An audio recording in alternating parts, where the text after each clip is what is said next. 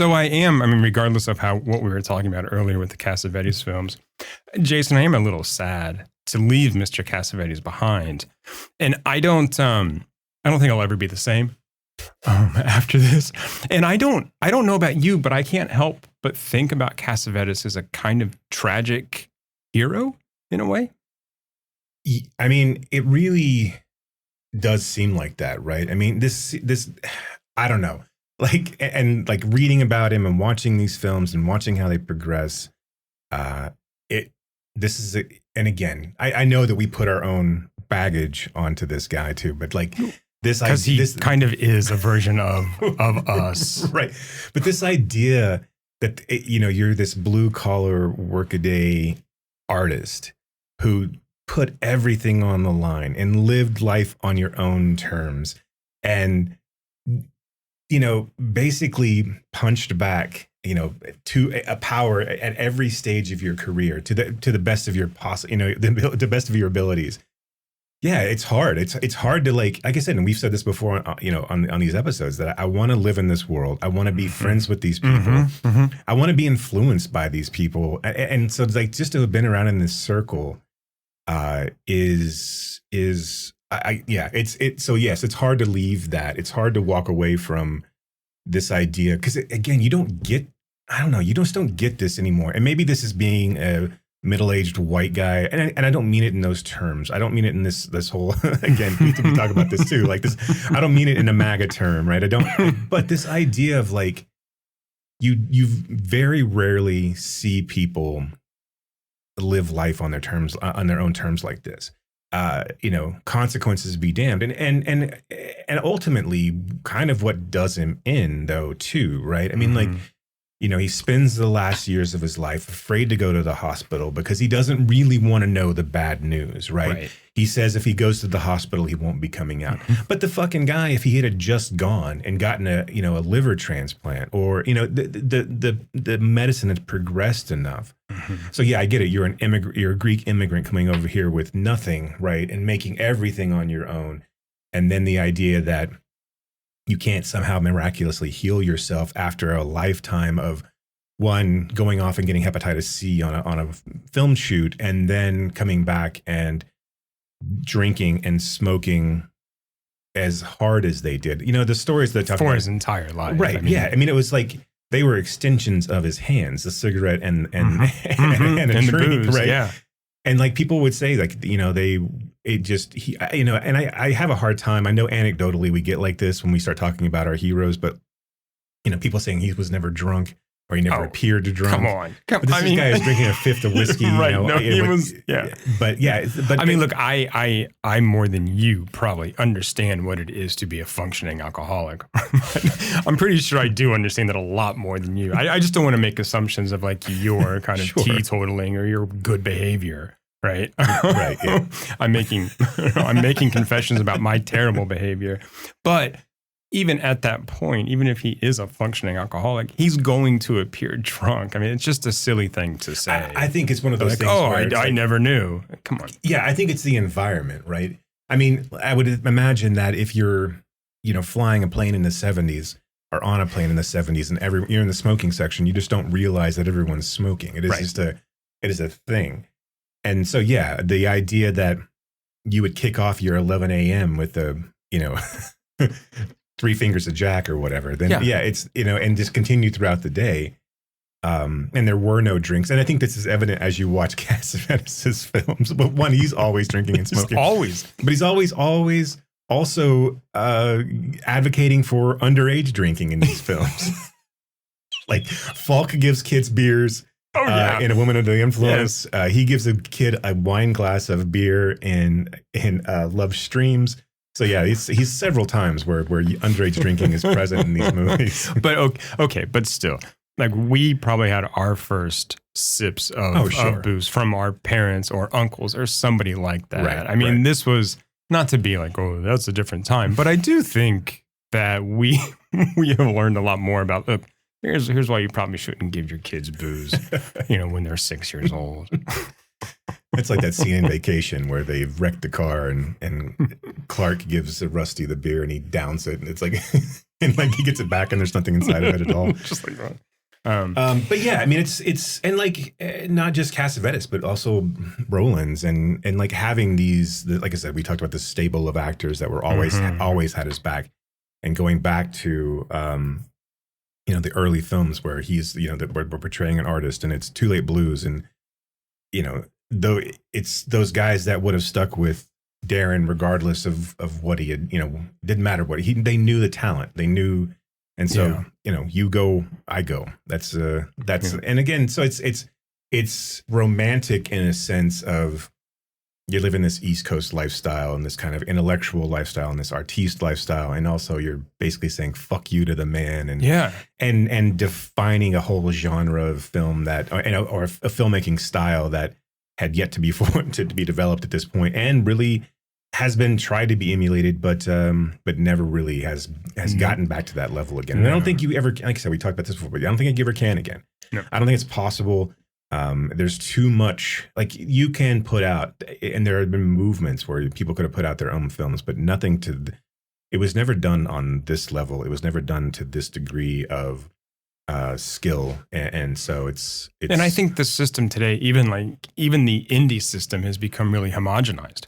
So even some of these smaller studios that we both, I think, really appreciate, Annapurna, are they still actually? Anyway, yeah, I think so. Who knows? But Neon, A24, there's still a preciousness to those films that Cassavetes didn't have, and that we haven't really seen. I mean, that lack of preciousness since stuff like this. I mean, I think now there's got to be this, I don't know, knowingness or a sheen to it. Yeah, I mean, like, I think the lament, right, is that and it's the same thing with Elaine May, that had Cassavetes been able to let go a little bit, what else could he have done? Did he have to struggle as hard as he did to get his vision across? And again, he crossed a lot of people by not using union crews because of the cost of of that. But he also saw that as waste. I don't know if there was a common ground, especially in the 70s and early 80s, to do that.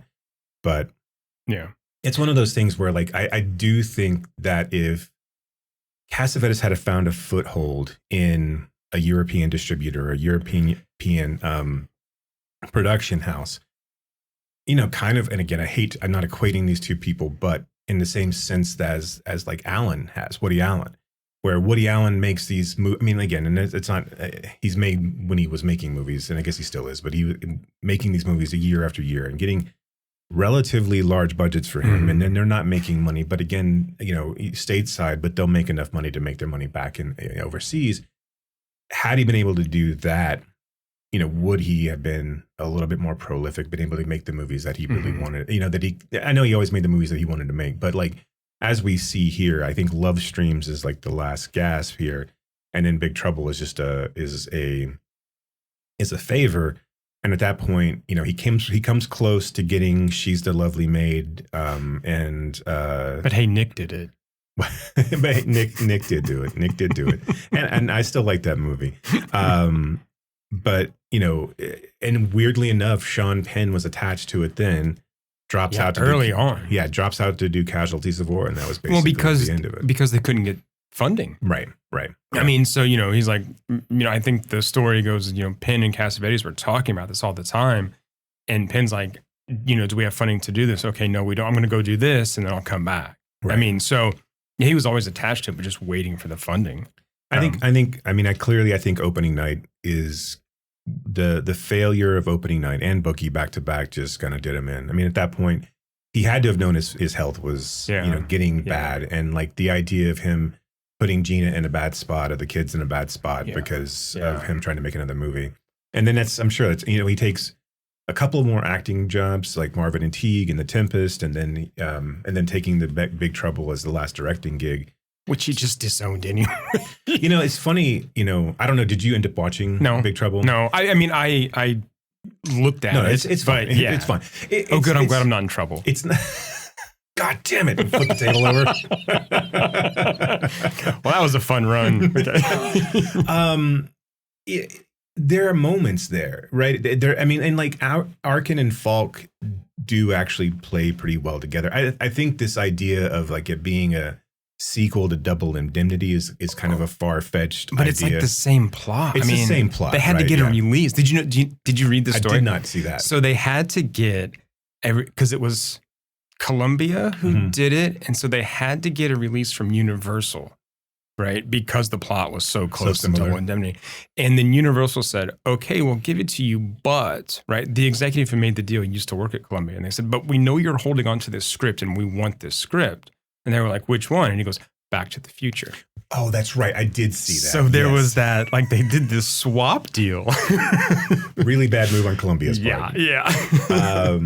Although Back to the Future was by no means like a slam dunk at the time. No, I mean, like Zemeckis was basically on his way out, never being able to make a film again until Back to the Future. Until that.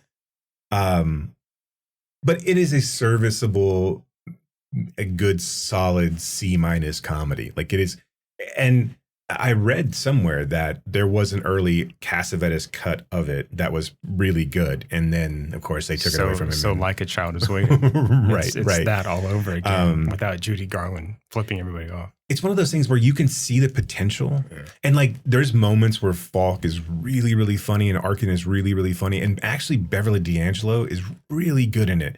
Like when you get her in a role, especially at that time frame when she's not overshadowed by Chase and like she can kind of be this like, mobster mall that just kind of where she's like sexy and like funny. And I don't know, there's that movie has like all the great ingredients of a wonderful meal that just doesn't quite come together.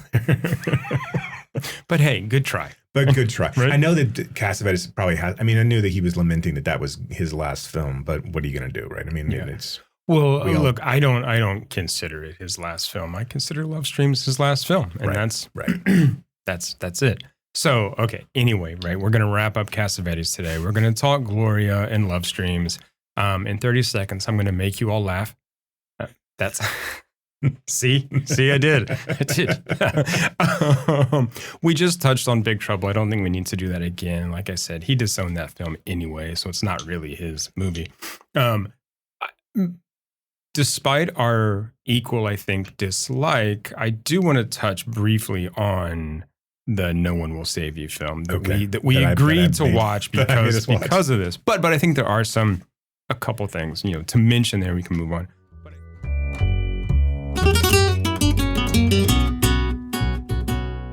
Jason, in a form of self-flagellation, you went to see the new Exorcist film by the director David Green, who we have covered on this in this very parish. Which I feel like we didn't have to. Well, clearly, I know you don't feel like this.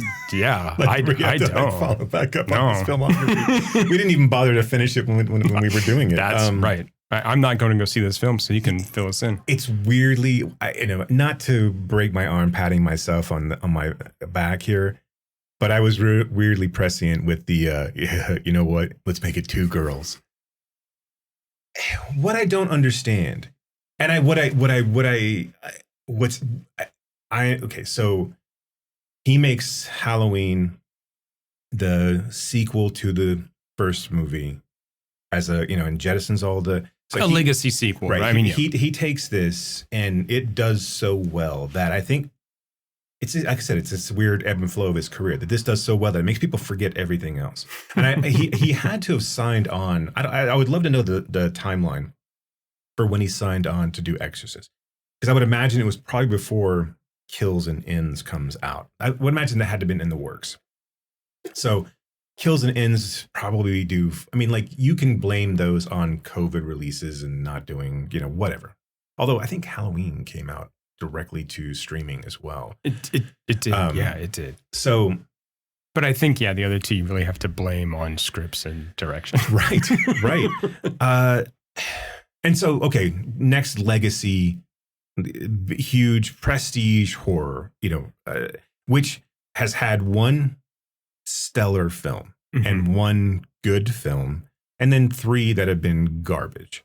Even though I love Schrader, and Schrader's version is better than Rennie Harlan's version, it's still pretty bad. Yeah. And so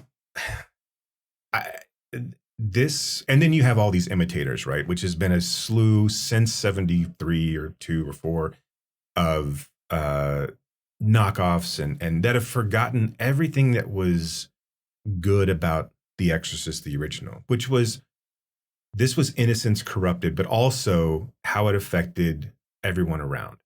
Every film since then is focused on the demon and the little, and I don't, how can you, like, so nowadays, like you have these horror franchises that by the time they get to the sixth movie or this movie in the series, you've gone parody, right? You've gone The Pope's Exorcist. You've gone Bride of Chucky. You know, you've gone Freddy's Dead, right? So I mean, like, these are all become parodies of themselves. Sometimes those can be fun. You know, I think the Chucky thing leaning into that actually really worked for them.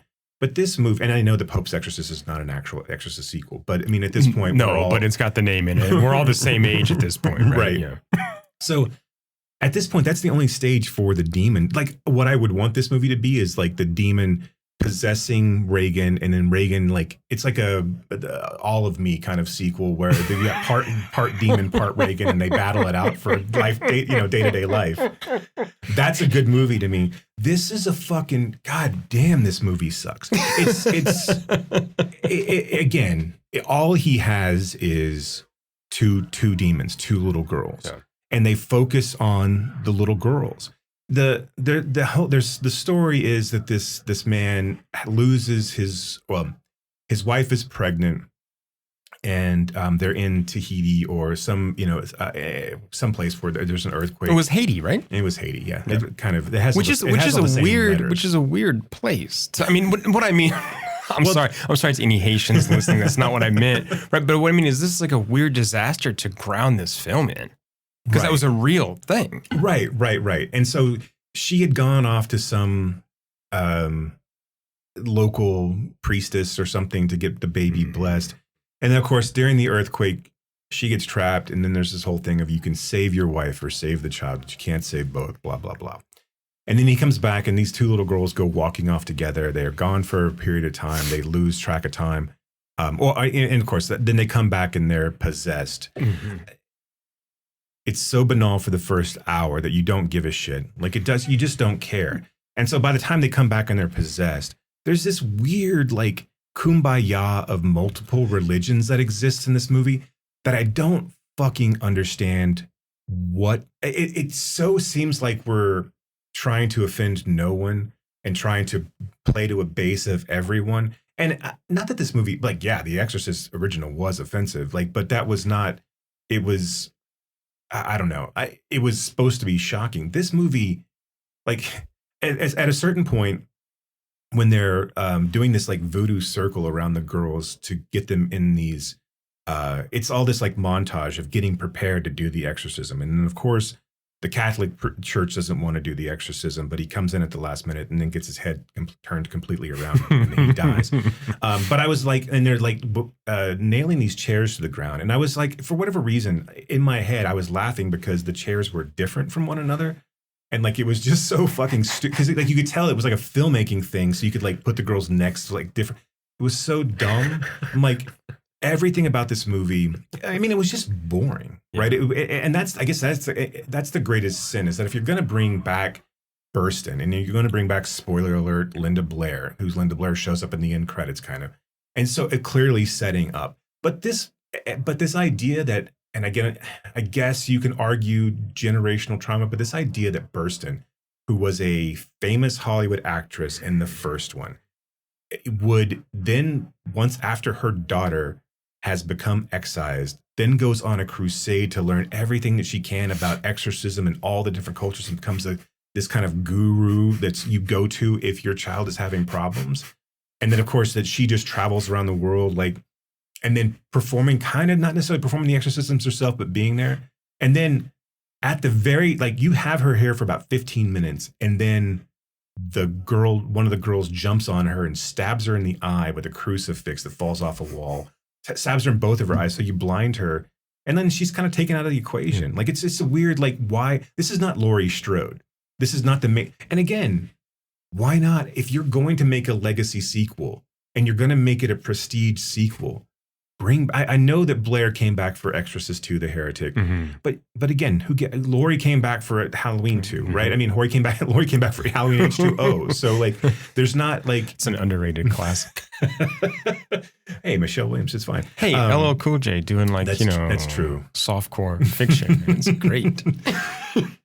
But you do nothing. Like the story is Burston and Blair. You do nothing with it. And okay, so now you're going to set up this trilogy where like the girls have been excised. Like again, the demons gone. Like this, I don't know what you do. I understand the Halloween. I understand the draw to do a Halloween trilogy. To have a full-blown story across an exorcism, like if you're like, are you going to drive him down through the gates of hell, like in Poltergeist 2, where you go in and like fight the demon on his own, on his own land? Because I don't know what you do here. And then like Green at this point is like, well, I don't know if I'm going to direct the other two. Yeah, who gives a shit at this point? Please don't. No one cares, right? All you have made is The Exorcism of Emily Rose, or The Possession, and The Haunting. Right. I mean, all these. So another movies. Imitator, really. Right, but and only a handful of those have even been closely been interesting, and most of them have focused. Like the one that I forget which one it was. It was like The Haunting and something or other, where she wasn't actually possessed; that she'd just been like molested, and so that whole idea has an interesting thread. This whole idea of like that exorcism. Like you could have taken this in a way that, where exorcism was all in the mind of these little girls and it was a representation of their trauma. I know it can be a stylized version of their trauma, of course, with them having Help Me on their skin. But I mean, like there's ways to make it. Because I mean, the original Exorcist kid, the story that The Exorcist was based on, the William Peter Blatty book, the kid came out and said, I just did it as a lark. Like, it's like, I wasn't really possessed. I need attention. There are things going on at home and I need attention. Right. And Green has That's why I do anything. The fucking nuance of a goddamn sledgehammer. But now he doesn't have the talent. He doesn't have the talent. And again, I know this is rich coming from a guy like me. He doesn't have the talent to execute what he's trying to do here. Yeah. And it makes me question like the things that he does do that are decent, like the Righteous Gemstones and All the Real Girls. Where is that coming from? Because I don't think that this kid has the ability to really fulfill what he, the promise of what he's trying to bring to these series. Well, even a movie like George Washington, which I know you didn't like, right, had something else that these other films have not, right? I mean, had a kind of, at least an attempt to find a voice, to find a visual language that I don't think these are going for at all. No. Right. And like I said, I'm not going to watch this, but I'm just not.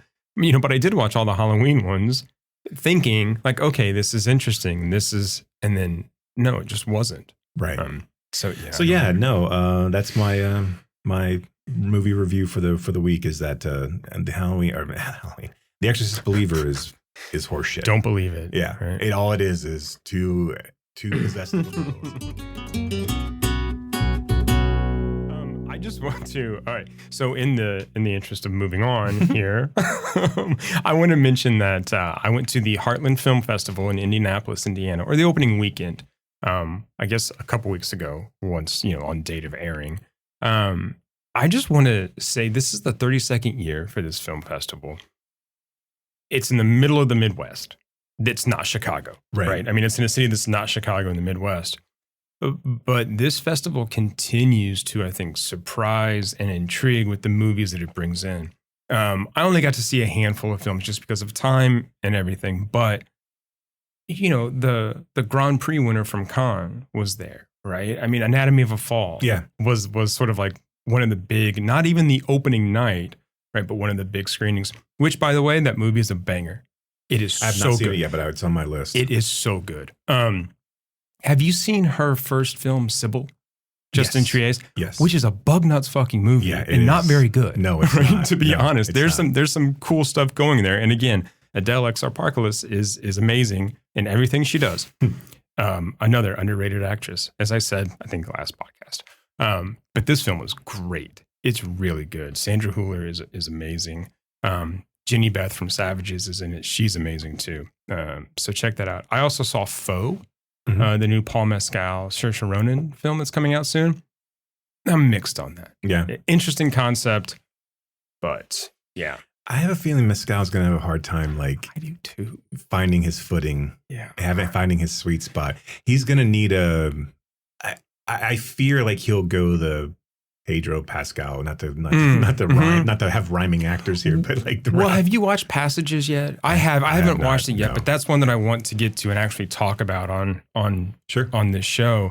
But I think he's going to be really good in roles like that, roles where he's asked to be a little vulnerable, a little against type, I guess. Because look, I mean, he's a hunky dude, right? I mean, he seems like he could be very manly, like a manly man. Very masculine to the verge of, or to the edge of kind of like toxicity, but he never does. And so like his character in After Sun to me is what he's really, really good at, because it's kind of surprising. Yeah, I wonder if he's going to be battling out roles with Benny Safdie, or like the kind of it just seems like that may be where they're trying to push him into. Yeah. And Safdie kind of fits that, like, I've seen that guy. Yeah, but he's also menacing and kind of got that. And Mescal's more handsome than Safdie, right? Is, but, but it's that menacing thing where it's like he might like kiss you and hug you, or he might just slit your throat. He does show he's tasked with a difficult job in this film of playing two versions of himself. And I think he accomplishes that in very subtle ways. And so I think the acting is really good in this movie, all three of the leads. But it's kind of the overall execution and concept. I'm like, I don't know that needed to be as long as it was. Right. But it does make you think, and it's interesting to check out. So anyway, just a shout out to the film festival, because it's great. So, and also to the Can Cinema in Indianapolis, which is like my new favorite place in the world. I've told you about this, but it's a fucking 3-screen art house theater. And I'm just kind of in awe of the films they bring in and the fact that they're still open, right? After only a couple years. Because I saw a 4K restoration of Cure while I was there as well, and the next night they were showing Greg Araki's Nowhere. So they're bringing in really great stuff. Yeah, Rocky's getting, like, they're really shopping that, his kind of resurgence, and that's cool. I like that. I mean, Duvall is going around a lot, like promoting those films, which is good for him too. I like him a lot too. Yeah, so. No, he's great. I just watched a movie called May with him in it. This was an older one. Oh yeah, where he puts the body. Yeah. But I just love how he shows up and like, hey, there he is. May's way underrated. It was one of those ones that was touted, and then it kind of like, I don't think it ever really got the push that it needed. It was it was pre A24. Yeah. Like, I think nowadays, it would be a huge hit. But and I mean, it does have a kind of resurgence, I think, with streaming and everything. But yeah, Jeremy Sisto and oh, come on. What was her name? What's the other? Anna Faris. Anna Faris. Yeah. It was cool. It was, all right. So do you want to tell us how the Veronica Mars viewing is going? I mean, do you want to follow up on that? So we talked about it last time. Now we're to the point of our Veronica Mars binge where now we're hate watching it till the end at this point. Like, so we've got... I know that moment. Like, I know that moment, yeah. Like, it's season 3 when she goes off to college. It's here's what I wanted to have happen, right? I wanted to... Wait, season 3? Okay, yeah. Season 3, she goes off to... When does she go to New York? That's season 4 or the movie. I can't remember now. Oh, wait. I can't... That is the movie, right? That's the movie. Okay. So the movie's like season 4. Yes. Okay. That was the Kickstarter. And then they got enough to do Hulu series, put it back on like 10 years later. I know. Like 10 years later, to the point where like Logan looks like a fucking man. Like this guy. Like, and he's cut. I know. His face is skinny. Like his face is gaunt. Like he really... I mean, it's crazy how different he looks. Naval intelligence. Also... And so let me back up. So season 3, what I was hoping after season 2, after they graduated high school, is that it would turn into like a Scooby-Doo type series, like an adult Scooby-Doo with Veronica being Fred. And, and then you had... Wallace is Velma. No, the other girl's Velma. Right. And Wallace is Daphne. Yeah, so have Mac be Velma, or that Daphne, Wallace be Velma, and then you could have Dick Cassavetes be Shaggy, right? And then backup be the dog. It'd be perfect. For them to go off and solve the crime of the week. But this time she goes to college and there's still a crime of the week, although there's also a larger series of campus rapes, and then the dean gets murdered. It gets to be very, very convoluted.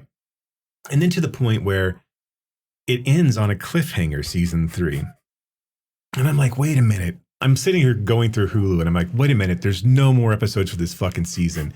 And like Veronica's voting for her dad for sheriff.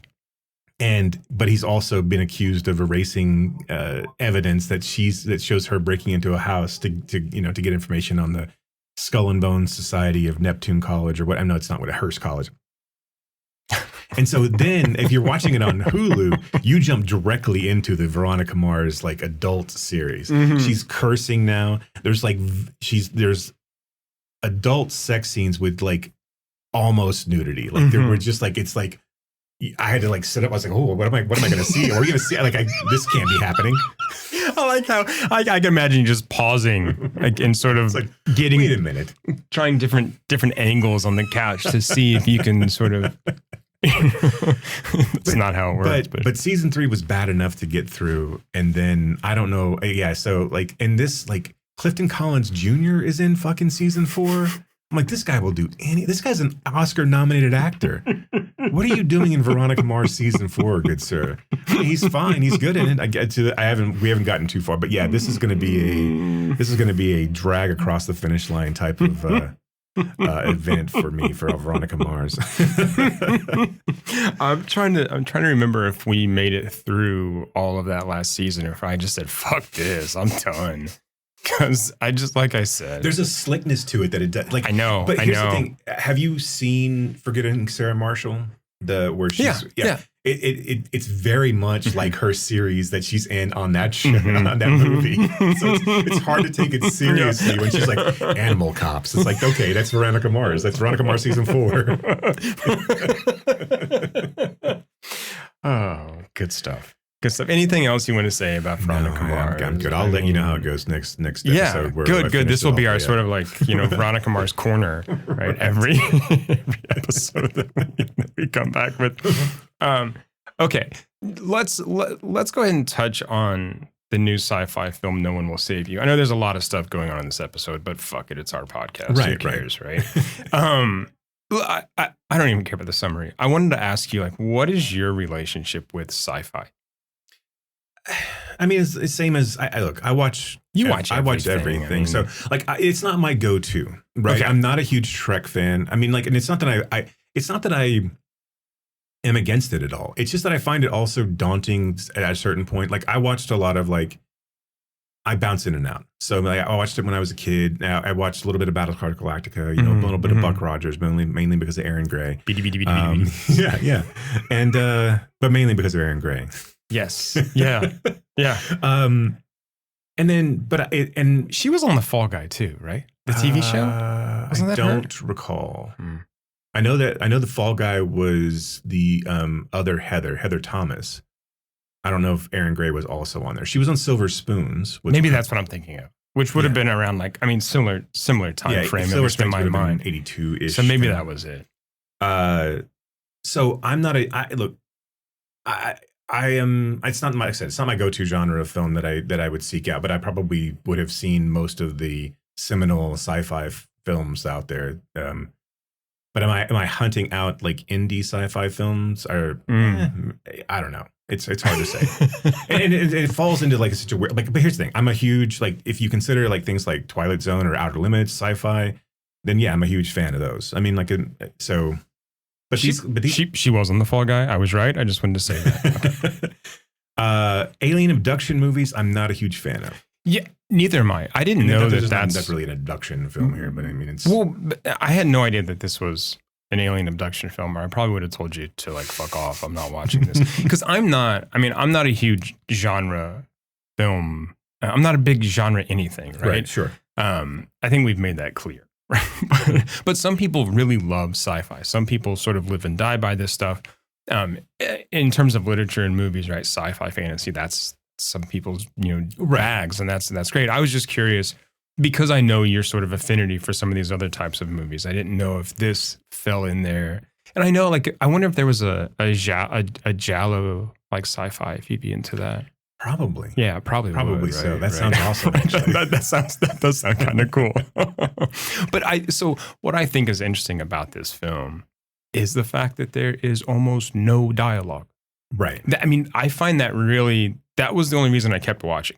I'm like, she's never going to talk. And this is really kind of cool because it gives it this sense of, small town USA, right? A kind of whimsy, a kind of early Spielberg kind of feel to it. And then it just like completely falls apart. But I mean, that stuff to me, that was pretty interesting how it starts off with her in this kind of anachronistic home, making her own clothes, making dresses, sending these things out to people. And then, of course, we get into some more nefarious, or was it nefarious? I don't know. Right. The idea that it's all just an embodiment of her trauma and how this town is treating her. And yeah. I do think I'm a little wary of gimmick films. I do think that these things, like we talked about with Skinamarink, these things work better in short form. Because by the time that you have realized what is going on with this, and it's not like The Quiet Place where there's still like I don't know, not that I'm gonna like champion A Quiet Place necessarily, but because I feel like that's more gimmicky than right than this one was. I do think that the actress is fine. I think she's a little better than fine. You think so? Yeah, I'm a fan of hers too. I like Caitlin Devers. Yeah, and I think like that she does. Smart. Here's the thing. I'm not sure that she is a good enough actress yet to pull off what's really being asked of her, which is to do a lot kind of with her face and with action. But I do think she does well in this embodiment of someone who is a little wary all the time of everyone. And we don't know exactly why. Right. Where she wants to sort of engage, but knows that she can't, right, with other people. And so I think there is that kind of stilted movement that works well with her. She does okay, I think, with some of the face acting. But yeah, I think that there could be. I think my problem with her so far is that her look just lends itself to a younger look. So like when she's in Booksmart, I believe that she's a high school student. When she's in Dear Evan Hansen, which I did, which is a terrible movie, but I believe that in this, it's hard for me to believe that she's a woman that has, and again, she's not old necessarily, but has this much trauma or would be this ostracized. I think my problem with this movie is that it tries to do, like I said, if it had been short form and it hid all the things that it needed to hide. Yeah. This idea of jittery computer generated aliens and like they're different sizes and like I get it. I get it's all a metaphor, right? Because she ends up and she's now in this world that is controlled by the aliens, and I guess they were trying to, again, it's up for interpretation, but now she's in an idyllic world where everyone's back and it's fine for her again, right? Right, but she's the one who rejected.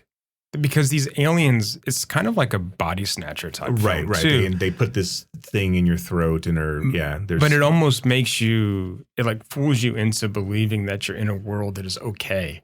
I mean, like, so she rejects that.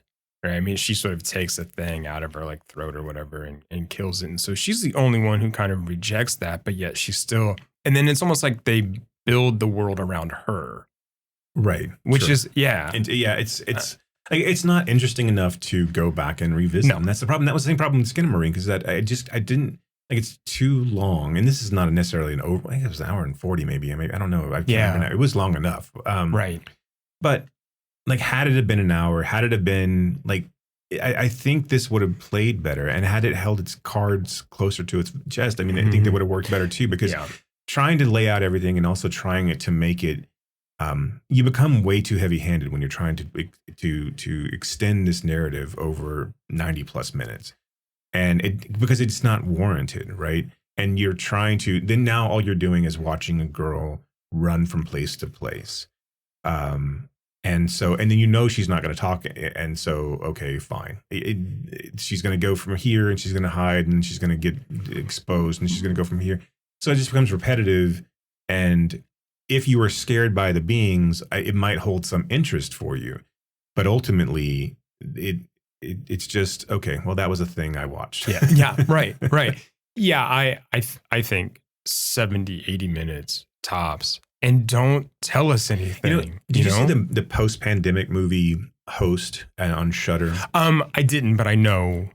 That was the perfect form for that. And it was really, really well done. It was 65 something, 60 minutes long.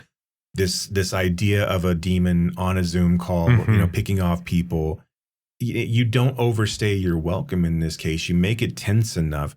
I think this movie would have done much, much better had it have jettisoned the aliens altogether. Because then once you start seeing the aliens, then you start, I get but take Vast of Night, for example, which is the perfect way to do this type of movie. That's exactly the film I was thinking of too.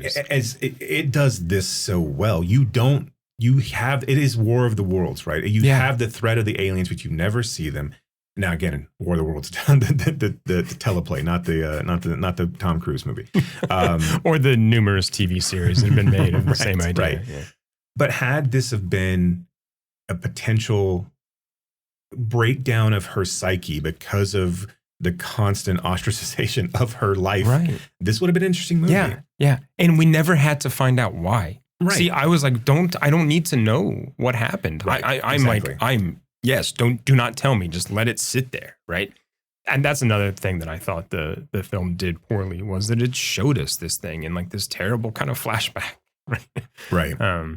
These are one of these this is another one of these films that is, again, I feel a little bad being this hard on it because I don't think it deserves to just completely be unwatched. But it's one of those films I think that it exists as content filler, and there's hopefully that the filmmaker has better films in them to do some, and they get the chance to do that. But have you seen Spontaneous? I haven't. I haven't either. It was his first film.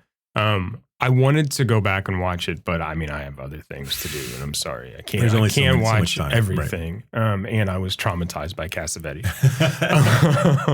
But it is basically like teenagers spontaneously combusting. Okay, well, and that idea. I'm like, okay, this sounds interesting. And you can, without even seeing anything, you can make all kinds of metaphorical connections there. And you're like, this seems like an interesting concept.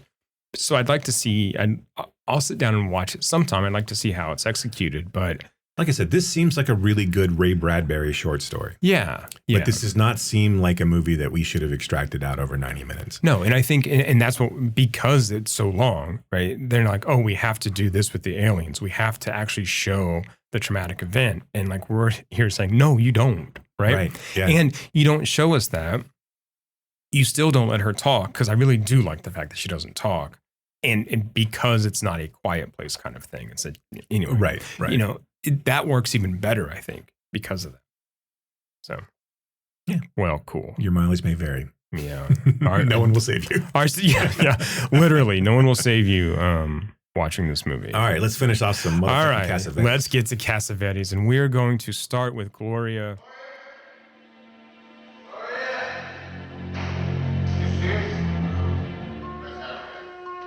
Jenna Rollins is Gloria. She's tough, but she sides with the little guy. I don't want to die. What do I do with you? You're not my family or anything. You're just a neighbor's kid, right? Gloria, we're not interested in you. All we want is the book and the kid. What you gonna do? Shoot a 6-year-old kid on the street?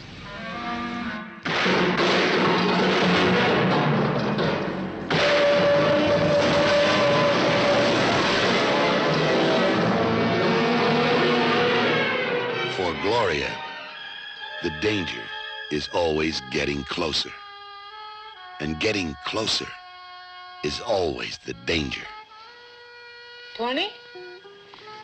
Gloria. How are you? Can you help me? Gloria, trust me. Maybe we can do something. Trust you?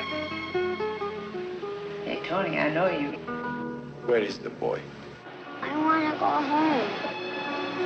Hey, don't be stupid. You got no home. You got me. I understand. You are a woman.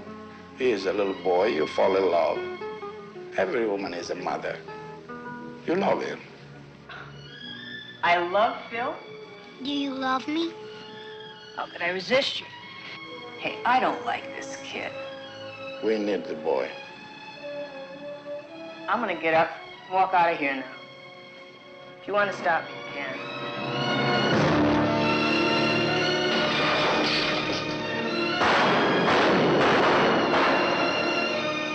Like Cagney and Bogey and all those great tough guys. Now there is Gloria, a chick off the old block. Come on. Come on. Oh, I'd love it. Come on. Don't hang back. I'd love it. I got a 6-year-old kid over there that had his whole family murdered by you punks. Go ahead, Tron. Okay? You let a woman beat you, huh? You little tiny nothing. Jenna Rowland You punk. is Gloria. She's trying to beat the mob at their own game.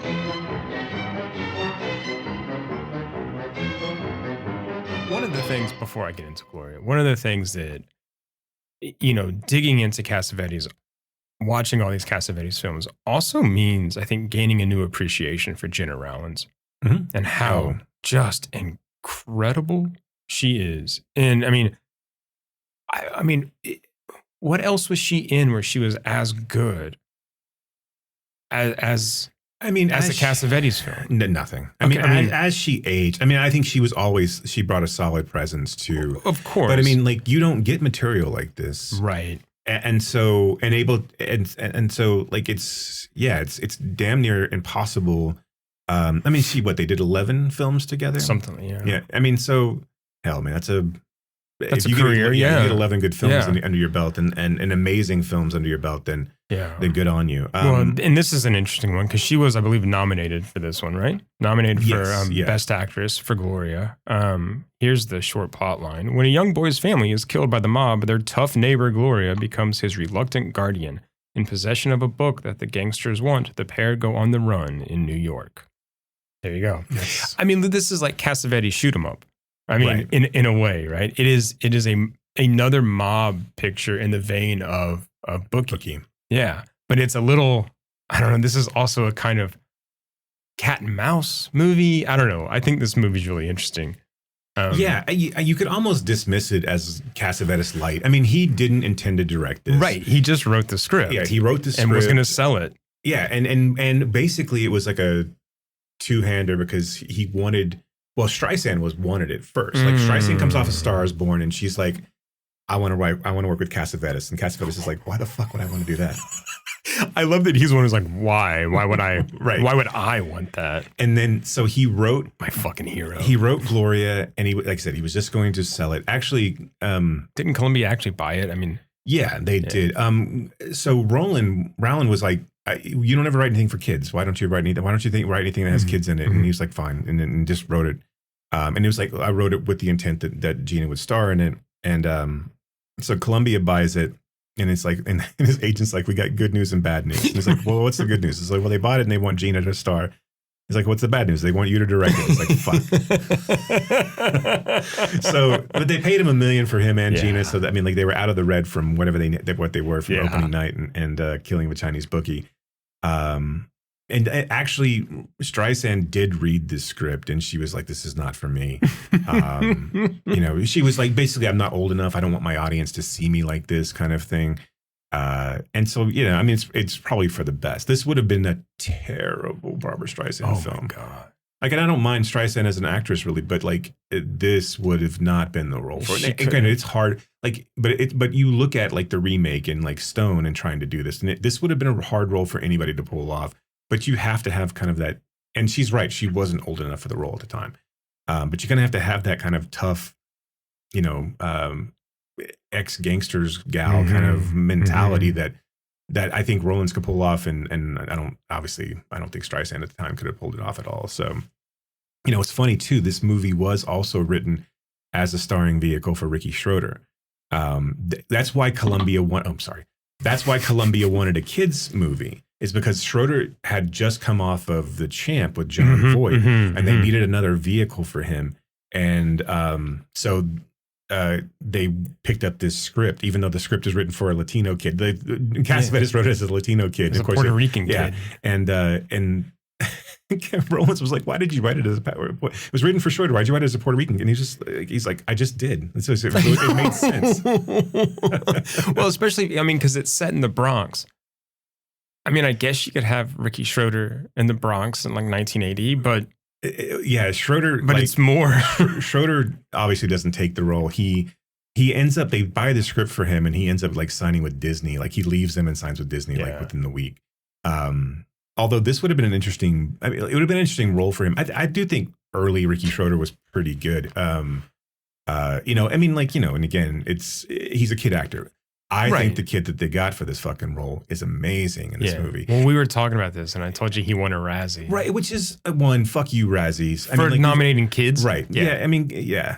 Piss up a poll, dude. Like, go fuck yourself. Because, who the fuck are you? Like, it's like me telling David Gordon Green he doesn't have talent. I get it. It's the exact same fucking thing. But David Gordon Green's a grown man. True. Not like an 8-year-old. So you make a good point. I still David Gordon Green. If you want to explain The Exorcist Believer to me, and like, I think he lives in Austin, so it's not like it's that far away. Drive on up, and we've got an open seat. Okay. Yes, you have an open invitation to come on here anytime, and we'll talk all the Real Girls in George Washington all you want. And we like.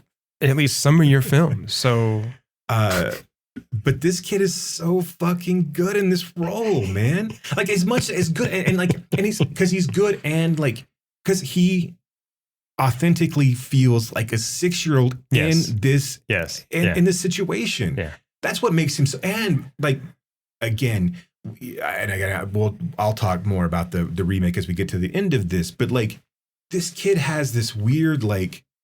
The way that he carries himself, he has this weird like wardrobe that he has. It's like ultimately like 70s New York, like, and this kind of like, like this kind of Latin way of dressing with it's like white from pants. Carlito's Way. Yes. Like when he and again, I don't want to. There's a weird like, and it's not. There's a weird like dynamic between Rollins and like where the kid is like romantically tethered to her in a lot of ways, right? And like where at the beginning of the movie, as his Buck Henry, his dad is about to be killed by gangsters. Henry, the director of Heaven Can Wait. Buck Henry tells him, "You're going to be the man. You're the man now. You got to be the man." And he's like, "I'm the man. I'm the man. I'm the man." And like so he like and. He has to.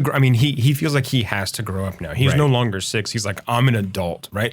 There's this scene where Rowlands as Gloria, takes this kid and goes to basically like what is like a safe house or a second place, right?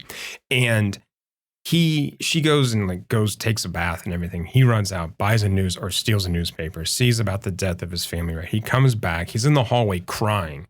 And she's like, come on, we got to go. And he's like, you don't tell me what to do. I'm the man. And he just goes on this, like, he's just so pissed, which is a great scene where he's like, I'm the man. You hear me? I'm the man. I make decisions, not you. I'm the man. And so, he's taking this. Really, he's grieving, right? He can't use that language, but he's grieving. And this is how he's doing it, right? And so then, he builds this, like attraction to her and this connection to her, an attachment to her, where he's like, okay, I'm the man, and you could be my mother and my girlfriend. Right. It's like he just doesn't. And like, I don't think that this movie gets nearly enough credit for that. It's that scene in Shadows, right, where it's like after we've had sex for the first time. What do I do? Do I love you? Do we move in together? Like, is this? Didn't know it could be so awful. It's this kid who is both of these people, this dynamic that they have together, this back and forth, and at different times they're both trying to ditch each other, and they ultimately end up coming back to one another. this idea that he strips down to his underwear one night and he's like, and this is not sexual at all. No, I don't want to give the wrong no. impression about this movie, but like, and he goes and lays down on the bed and she's kind of laughing at him because she's on the bed too. But he's like this like little like kid who's trying to be a bigger kid than what he is. Yeah. And like he has no idea how to be in this skin.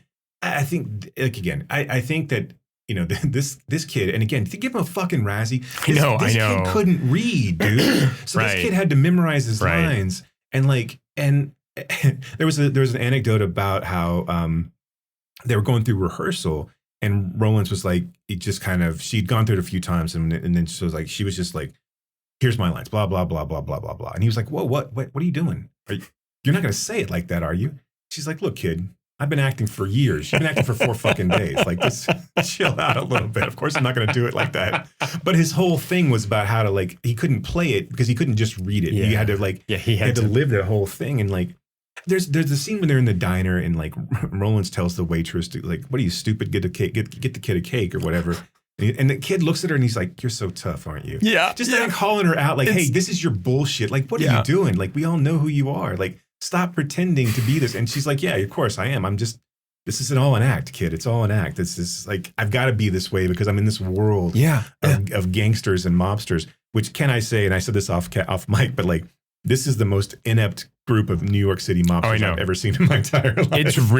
It's just like it's so many points. They have the kid and and they get out of it somehow. I love it. And they just walk out. I love it. The scene where in there, I had to watch the scene where they were in the first diner. I guess the first restaurant a couple times because I was like, when did the mob get there? Because like they come in and sit down. It's like right after they go get Rollins money and they're going to treat themselves to a nice dinner. Like. And they sit down, and then all of a sudden, like the gangster table comes in the back room and sits down. I'm like, were they there the entire time? Why didn't they just grab the kid? Because they're in a crowded restaurant. Okay, but they're New York mobsters in the 70s. But then she walks, but she's always surprised. This is the thing that I love this too, is that she is always willing to do the thing that like you wouldn't expect a woman to do. She walks up to the table of mobsters and puts a gun to one of their heads and just says, all right, give me all your bullets, basically, right? And she just stands there in the middle of this restaurant, right, with this pistol to his head. Like she just, as much as she's like, yes, this is all an act, she's willing to do whatever it takes, right? Right. At any turn. And I think it's wonderful. I really do. But this kid, back to this kid, the way he moves, I think, is so great too. Where he's almost always like he's betwixt in between, right? Do I stay? Do I run? How do I run? But it's great because it feels so, again, like so lived in, so real. Because in this situation, right, and when they're all just on the run, and you have no fucking clue what you're doing. I think I can see where Cassavetes like feels like this is a tossed off script, right? It's just a road movie with, and this has been done a 1,000 times before, a fish out of water, two people who shouldn't be together type thing.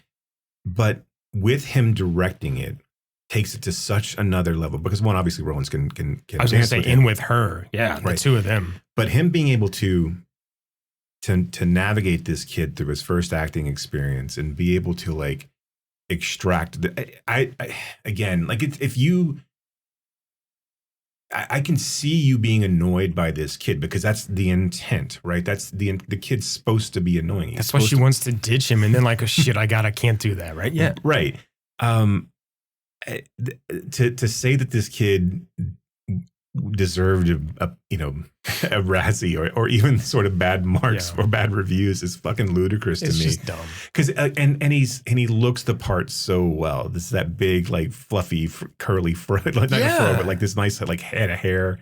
It's just kind of like Shaggy on Kim because he's a 6-year-old, right? Right. Yeah. But I think the kid and Rollins, and then coupled with Cassavetes, I mean, that's what keeps this from being a paint by numbers kind of mob movie, right?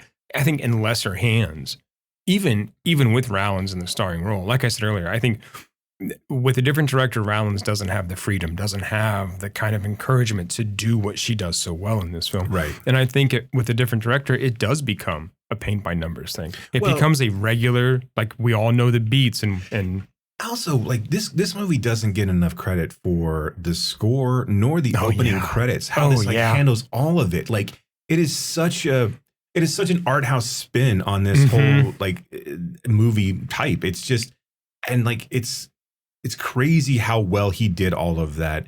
It's also funny to me. This gets distributed by Canon, right? I mean, like it's like, yes, yeah. So Golan Globus are involved in this distribution, which is what I had to believe because there's a car crash in Love Streams as well. I had to believe that those two guys were like, all right, fine, we will make your movie, but you're gonna have to put some sort of action into this film.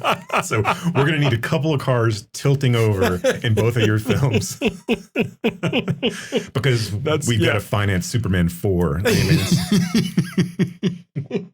But it's such a New York movie too. I mean, it's very much. It has that.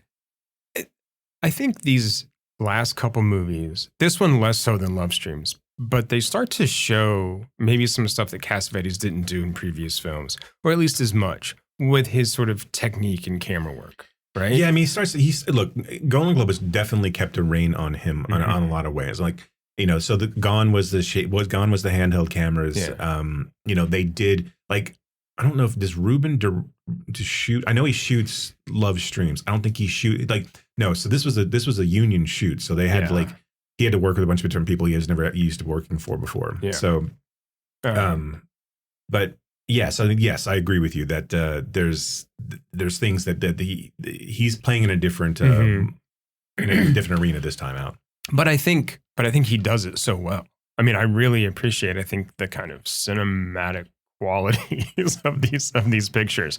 But again, like that art house sensibility, there's so much where, you know, if we're thinking like Hollywood movie fans, we're asking questions, right? Of like, well, what about this? And why are these guys here? And why that? But again, a typical Cassavetes film, it doesn't matter. Right. Stuff is just there and stuff just happens and you just cut whenever you want to, which is, again, like what I love about these films. Yeah. Right?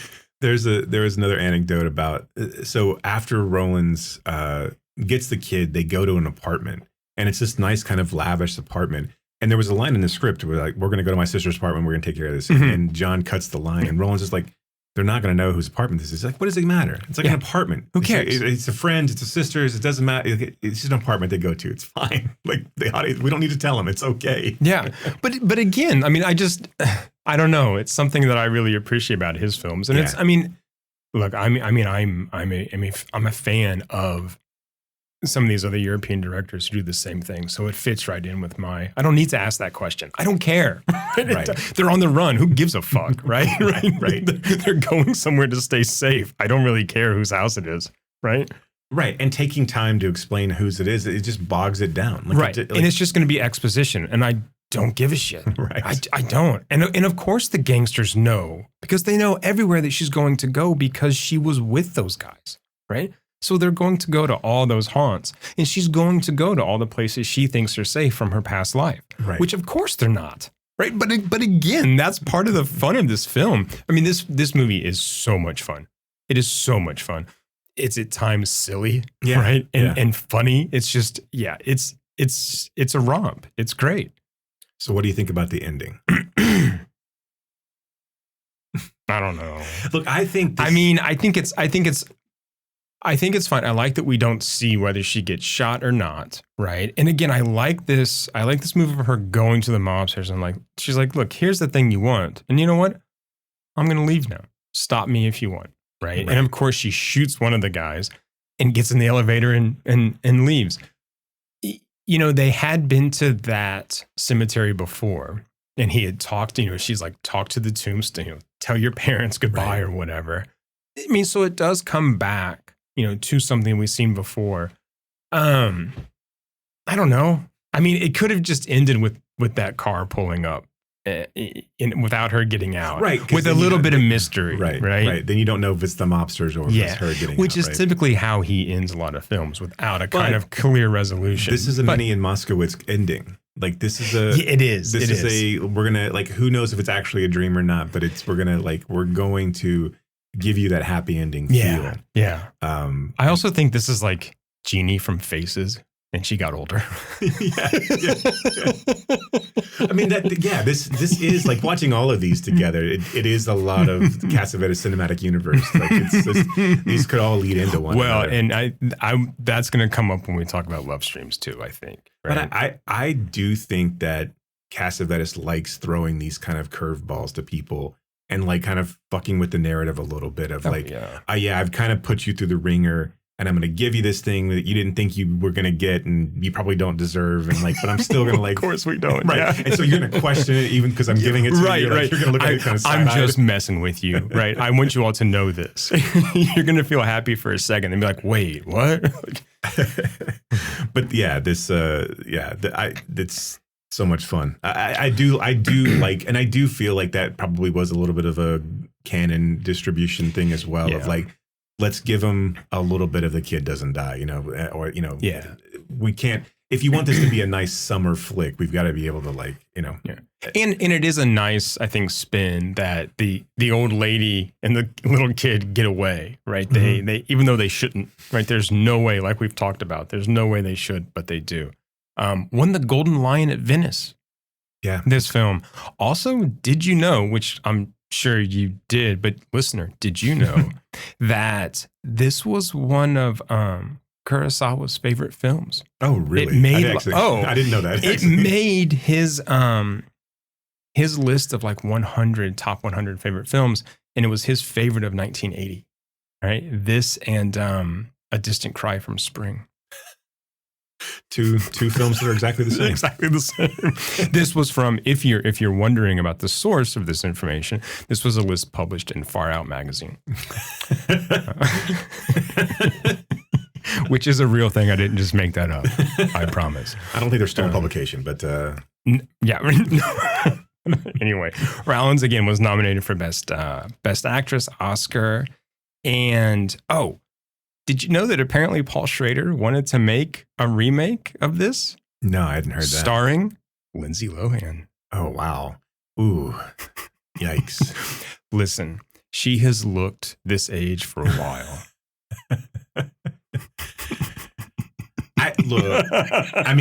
I never saw The Canyon, so I don't. I haven't either. I was intrigued. Have you seen other James Dean's work? Yeah, probably. I've seen a lot of other Lindsay Lohan stuff. Yeah, she's not the actress that can pull this off. No. But I've seen. I think I know Who Killed Me, or I forget what that movie's called. That's it. Yeah. It's that. Yeah. This femme fatale noir. I mean, yeah. She just that's terrible. I love Paul, but I'm glad he didn't make this film. And I can't imagine who would have financed it either. Going to, and that kind of nice set me up for the segue to going into the actual remake that was done by Sidney Lumet, and starred Sharon Stone. It just shows, like, I don't know why Lumet made that movie. I don't, like, Stone is obviously no Rollins. She's not old enough to pull off the movie changes quite a bit. Stone is she's taken the fall for a mobster, and she's like getting out of jail. It's the same thing. Bobby Cannavale is the Buck Henry role. Oh, okay. So the accountant, the mob accountant. Yeah. But the kid is too cloying, and so the main through line of the kid having now he's got a computer disk instead of a ledger, but he doesn't have it does everything that the Cassavetes movie doesn't do, which is over explains everything. There's no tension in the relationship. There's way too much of the mobsters in there, and like you go to the mobsters a lot to explain their motivation, and because look, you got George C. Scott is in it. It's like he plays the kind of elder statesman of the mob that still likes Gloria and is trying to get her to like. And then at the end, so like nothing works. Like it is a clear example of how not to do. Like I don't know why you would have wanted to do a Cassavetes remake at this point. Well, you know who did? You know who did a really good Cassavetes remake of this film? Luc Besson. Leon, the professional. Yeah. I mean, Yeah. I know it's not a direct remake, but Right. but I mean, watch that film and it's so influenced Mhm. by Gloria, and done much better than. Yeah, than the remake, than the actual remake. There's an overblown ending in the remake where she takes them to a Catholic church. The Catholic church connects them with a private school that they can get the kid out. She goes in and is like, kind of does the exact same thing. She kills a bunch of mobsters, but like she's ultimately able to like give them a disc and convince them not to go look for the kid. And then there's this whole like, do I leave the kid at the school or do I not? And there's this like really ridiculous overblown scene where Stone is driving in a car, as opposed to some other form of transport.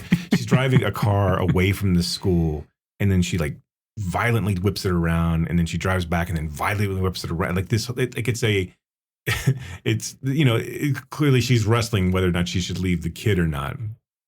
It's so bad. It is so awful. And of course, then it ends up on this, upbeat swell music. It is just like everything a Cassavetes film isn't. And it's just like, why did you do this? Like, why did you want to make, like, and again, Sidney Lumet, like most of his shit's like solid. Really like, good. Yeah. I don't know why you're making this movie. Maybe there was a garage or a beach house you had to buy or something. Maybe a tax bill that came Maybe, due or something. maybe there was something going on. Anyway, there. I don't know. Just watch the original. Yeah. Yes. Don't watch the remake. God. Look, this film, like all of Cassavetes films, which we'll keep talking about with Love Streams, I mean, is itself about love.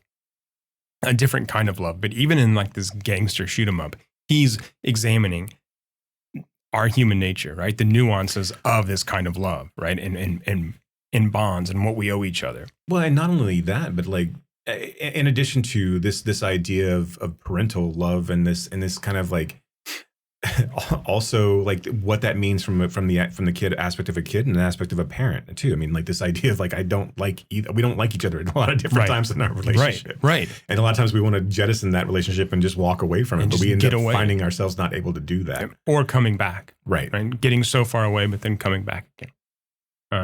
Okay. Move on to Love Streams. Let's move on to Love Streams. Love is a stream.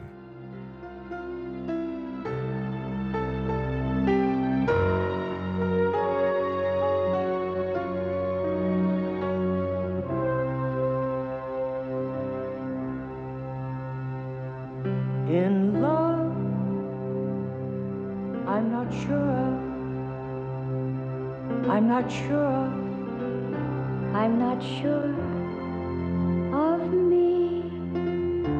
In that, I'm not sure.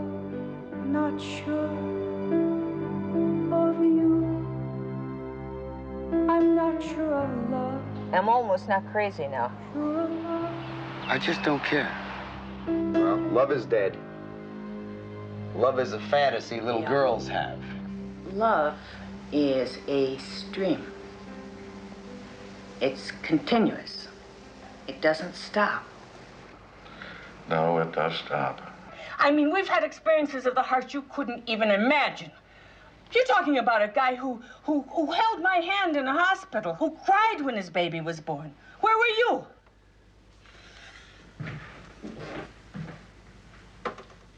You see, Judge, when someone is temporarily insane, like Jack here is, and he's a wonderful guy, but when someone is like that, they don't want to see the people that they really love.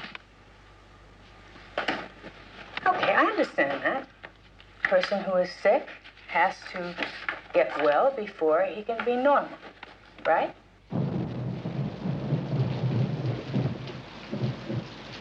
I think Sarah is in trouble. Now, you can do what you want, but I'd like you to get her to see somebody if it's not me. Okay? She's fine. Okay, Sarah. Sarah, you're one of the greatest people that I've ever met in my life. You gotta fight it. You're the best. Tell you the truth, I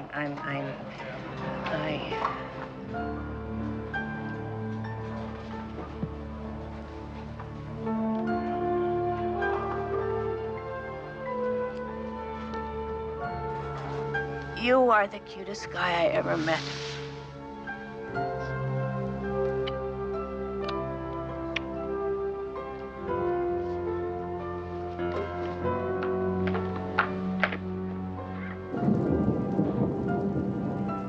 I don't want you to go. I love you. You're the only one I love. Oh, shh.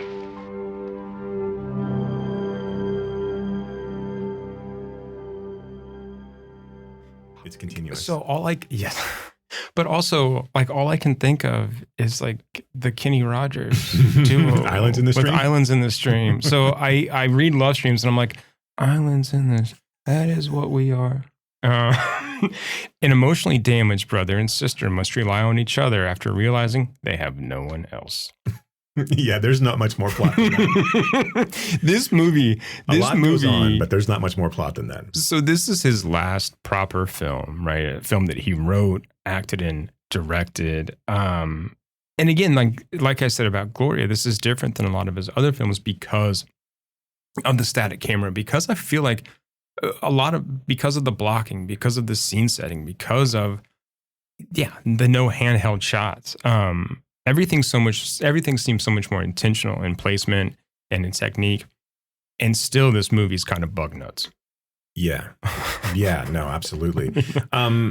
It's at this time after Gloria and really after opening night, he's doing a lot of stage stuff. And you said, I want to go back to something you said about opening night just a little while ago about how, it wasn't a success and he was kind of like making up for that.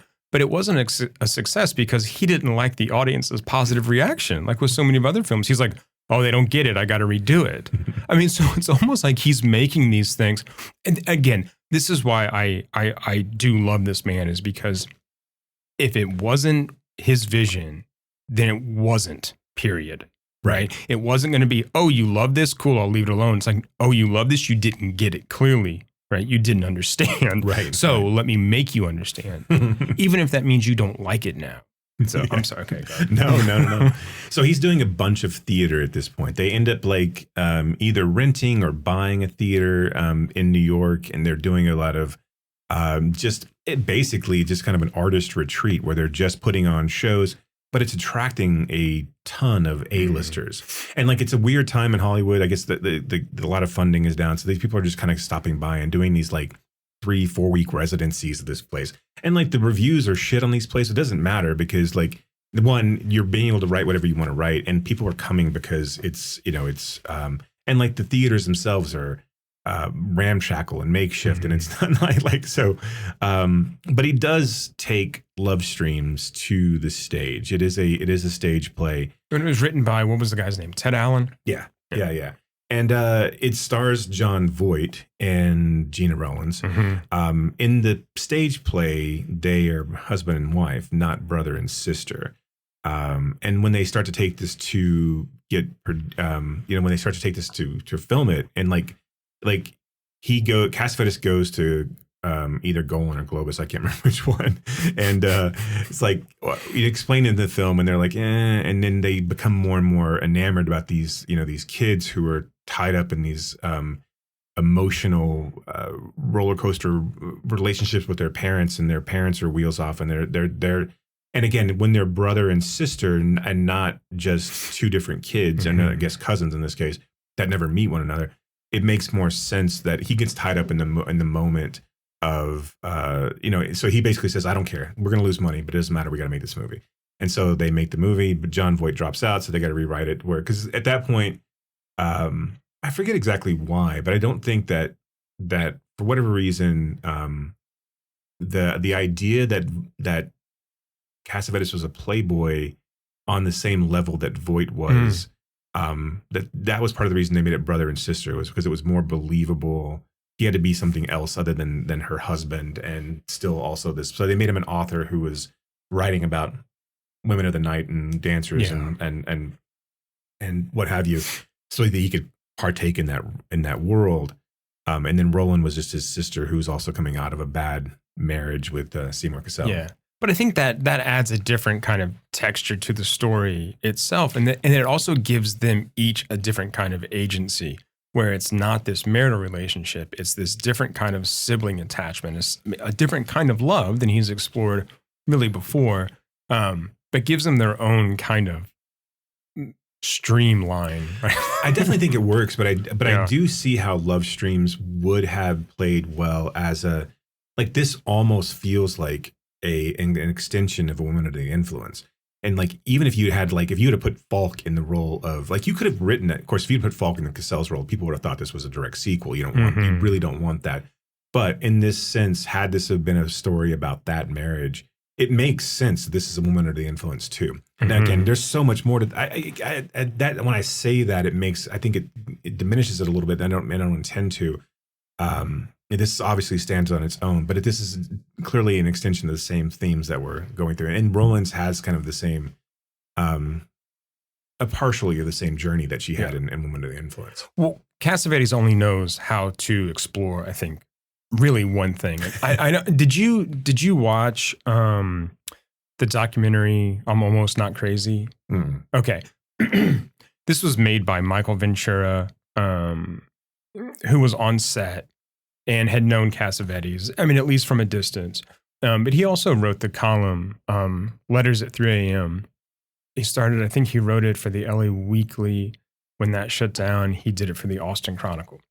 But he was, Cassavetes is talking, and basically he's like, the only thing I care about is exploring love, right? He was like, you have to have philosophy. And you know what philosophy is? It's like love, right? And that's like, and so that's his theme. That's his main thing. Now, you can see how he gets to it in all these different ways. But also, the reason I think both these characters are like quintessential Cassavetes woman and Cassavetes man.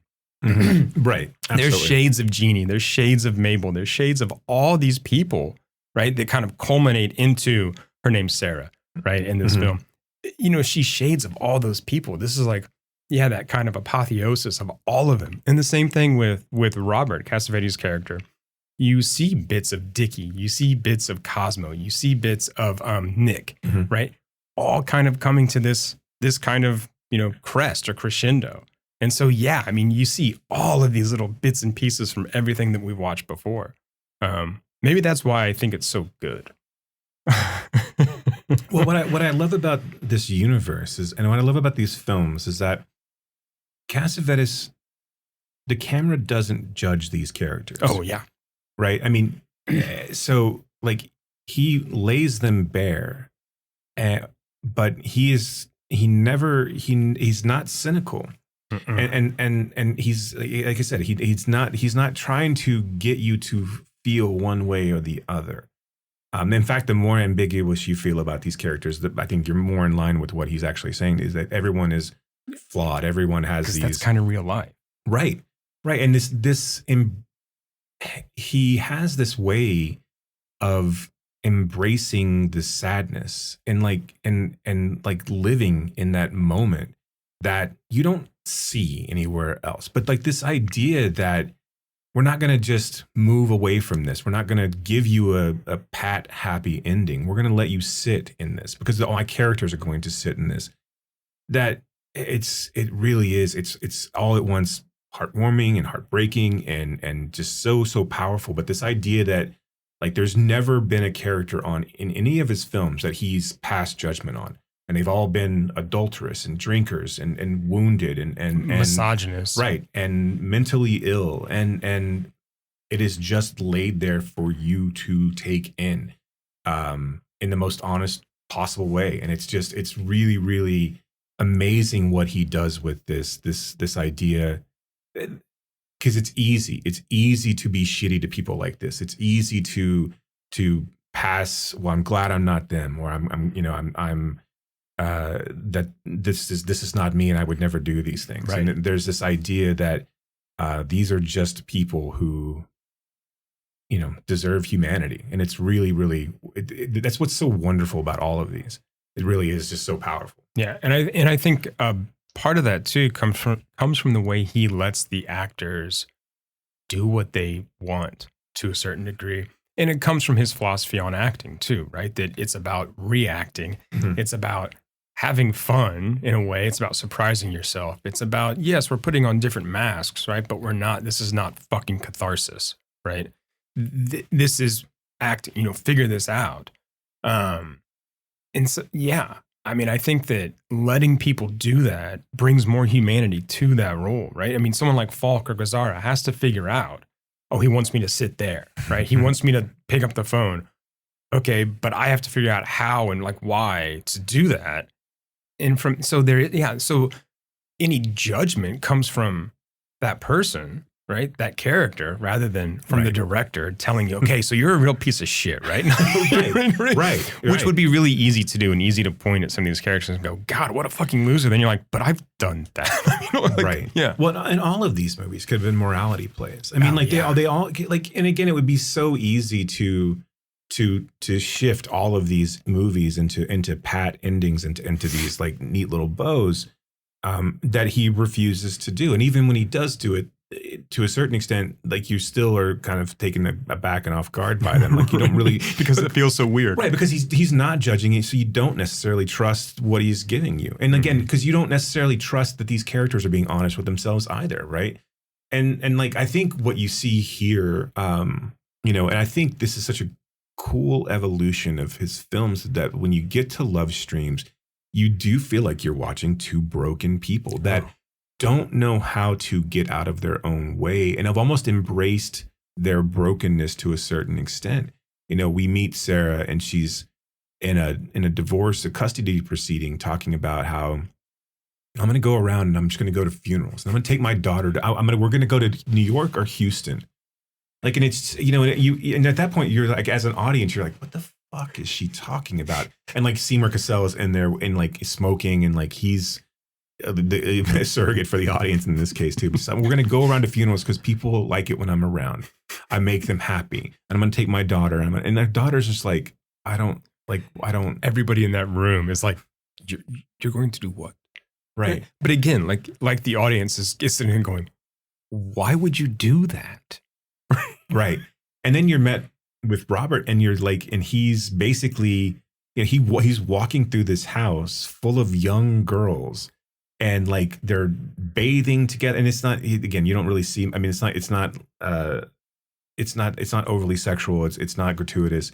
They're just, but he's walking through and there's all, it's like the scene in Boogie Nights where Burt Reynolds is walking through his own home. There's just all this like debauchery going on. They're drinking and they're having a good time. And there's sex, there's drugs, there's nudity, but and then he's interviewing them and talking about sex and like they're all, you can get the idea that they're all dancers or prostitutes, and he ends up then just paying them off. Like he gives them all each a check and they all leave. But they're there for like a week or something. Yeah. And he's like, he's asking them questions. So eventually you understand it's a kind of research, but it's a real sort of experiential research. Right. Yeah. So he's writing books on women like this, and like he says he's writing books on love, right? And it's just but again, I mean, which is kind of an interesting meta commentary anyway, right? Because I'm sure that people look at Gloria and they're like, it's about love? What? And you're like, no, really it is. Or something like Faces, right?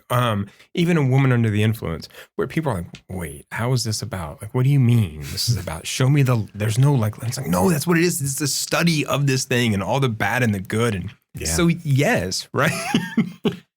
And Robert's like constantly at the end, like he looks like he's just done a 72-hour telethon in his tuxedo that's like either got coffee stains or blood or always something on it. Like Cassavetes, like this is a perfect role for Cassavetes. And I know that like when he had to shift, because if Voight's in this role, it's a much more glammed up role, right? He's going to be the James Bond in this. But I mean, that's the thing. Like when I talk about like the ultimate sort of Cassavetes man, Voight is not that, right? This is who all of these other characters have like led up to, this really broken, disheveled, but like still straightening his tie, which I just did. No one can see that, but I just straightened my tie, but still like straightening his tie and buttoning his jacket, right? Even though he can't stand up.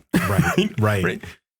Yeah. And he exudes this level of like confidence and charisma that is usually only had by people who can go be as functioning alcoholics at that point. Like it's just this idea of like, you know what, people will gravitate because that's just the nature of who I am. And then when when the brother and sister finally come together, and basically Sarah's daughters told her that she doesn't want to live with her, and so did you really? I couldn't quite figure, and I didn't know, because you have a couple of flights of fancy with Sarah. Yeah. Like I couldn't quite figure out how she got from where she was at the custody over to overseas. Like because she went and talked to her shrink. Yeah, and the shrink was like, "Oh, you need to go and live." Well, life. she's like, basically, sex. he's like, "Yeah, go get laid, right? Go do something, because if you don't, you're gonna go back into the nut house." Right. And he's like, "You don't belong there," because she says something to. She's talking to either like one of the bellmen or like baggage handlers about, can you believe this? My shrink told me I had to go like overseas and go to Europe and and like this very kind of Rowlands thing. So that's how, because again, but we just kind of catch it in parting. The most heartbreaking line is when she's like, "I need to call my husband," and she calls Castle and she goes, "I'm almost not crazy now," right? The line from that documentary, and he goes, "I just don't care." But you're like, right. Fuck. But also, again, this movie doesn't judge Castle for that reaction either. Nope, because we're all like, okay, yeah, right, because we get it, right? Yeah. By the time that she buys all the pets, so she goes and she's again trying to save her brother from this life of kind of emptiness that he's leading. And she's like, "You know what you need? You just need something to love. You just need a furry little thing." And she says she's going to buy him a kid at first. And then she's like, "You just need something around here. I can buy you a parakeet or whatever." And she goes to this pet store. And I think that scene with the dog is brilliant. I think that scene where she's afraid of the dog and like I thought that was just so well done. Oh, this is a good dog.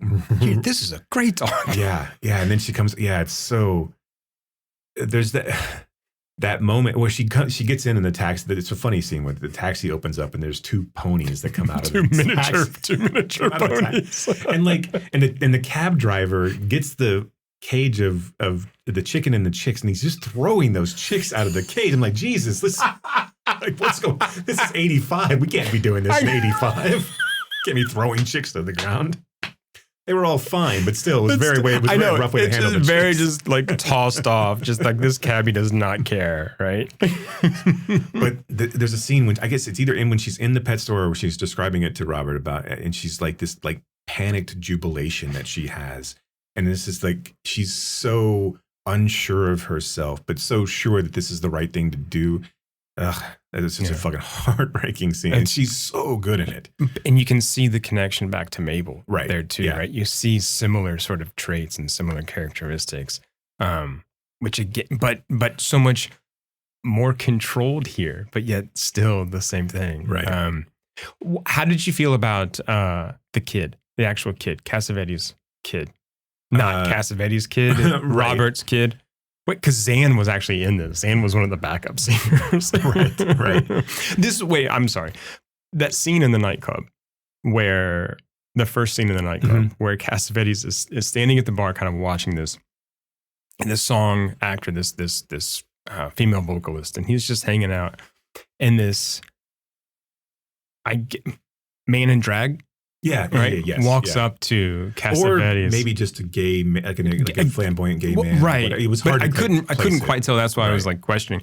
Walks up to Cassavetes and kind of starts talking and making eyes, and he says something like, "You're not gay, are you?" And Cassavetes is like, "No." But they still talk, and Cassavetes goes, "You're fabulous," or something like that. And says, "Do you have a card? Can I get your number? Do you have a card or something?" Which is like this ultimate kind of, leave me alone, but I think you're interesting. Right. And I just really like that moment, this like detachment from this character, right? But yet still being sort of fully enmeshed in this world. Okay. So yeah, the kid. Sorry. I liked him a lot. I think that scene plays out really well. I think, so Cassavetes' ex-wife or someone is involved in his life basically comes to his house. He's got two girls in his bed and another few in the house. And she's like, "This is your son. I need you to watch him for a few days. We're going to go off. My husband and I are going to go off, do something to make some money." And Cassavetes is like, "Yeah, all right, fine." And he brings him in the house. And then then basically says, "Hey kid, we're going to go to Vegas." So he takes him to Vegas and then leaves him in a room. And the kid obviously freaks out because he's been in a room all day and a maid has to order him food. And he's like, "What? I told you. I can't sleep alone. I got to go you're a man. I'm a man. I'm going to go do my thing. You said it was cool." Like talking to a 8-year-old, like he's 25. Yeah. And then they fly back. The kid's not having a good time. They fly back off. His kid's not having a good time. And he's dropping him off at his mom's house. And the Cassavetes, Cassavetes is like, I'm sorry the vacation didn't go so well, which is, I think, a great fucking line. It's so good. But the kid runs away and then tries to get in his house, and the front door's locked. So he starts banging his head against the front door, like desperately trying to get in. And I think, I think that's a remnant of like the original play where but that kid's frustration with his situation, again, it's not really explored and it's not really his story, but I do think it was really well done. And then he comes back out after the stepfather kicks the shit out of Cassavetes and he's like, "I love you, Dad. I love you. I love you." And like, they don't even know each other, but it's this kid who knows he should love his father. And that's who he's been told his father is. And it's just, it's another fucking heartbreaking scene. And the kid's got blood running down his face and just like, because he's banging his head into the wall and again, into the door, but just a perfect embodiment of like, you don't get this. I mean, like, that's what I'm saying. You don't get this. Like, you don't get this much anymore. Like, again, where it's just this unexplained, but just obvious, like so well done in, embodiment of pain and frustration. And it's so rare to see it played out on screen like this. That's not explained. Or, you don't have to spend time with this kid to understand what he's going through. You don't have to see him in therapy or, it's so, I think I think Sarah's daughter's a little less played. I don't think that really kind of works as well. I do like her scene where she's kind of being shitty to her mom and like, which is like every scene. Right. But the one where she's on the phone. Right. Yeah. And she's like, basically where she's starting to feel like she has a little bit more control over her life and like where she can be and stuff. What did you think about the flight of fancy scene where she runs them over in the car?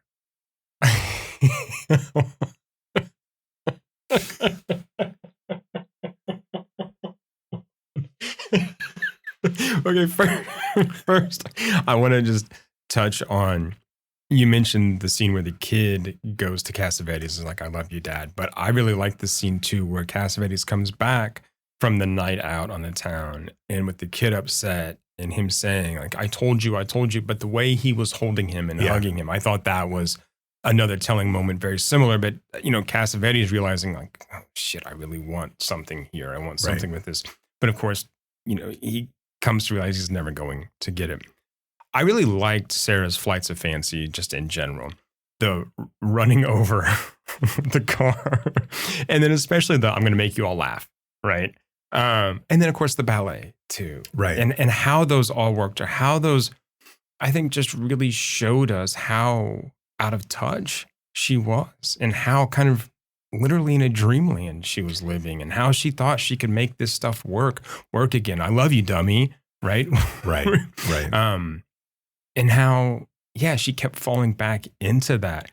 But again, they're cut in a way where you're like, where did this come from? Well, at first, and then you're like, especially because that's the first flight of fancy, and I'm like, holy shit, did she just run him over? Yeah, and kill her daughter? And then you start to, oh, okay, that was like a dream thing or like an imagination, right? And then, does that one happen before or after she like has that kind of fit, that like fainting fit? That happens before, because that's right after she calls him, like right after he says, "I don't care." Right. Then she runs him over. Okay. Right.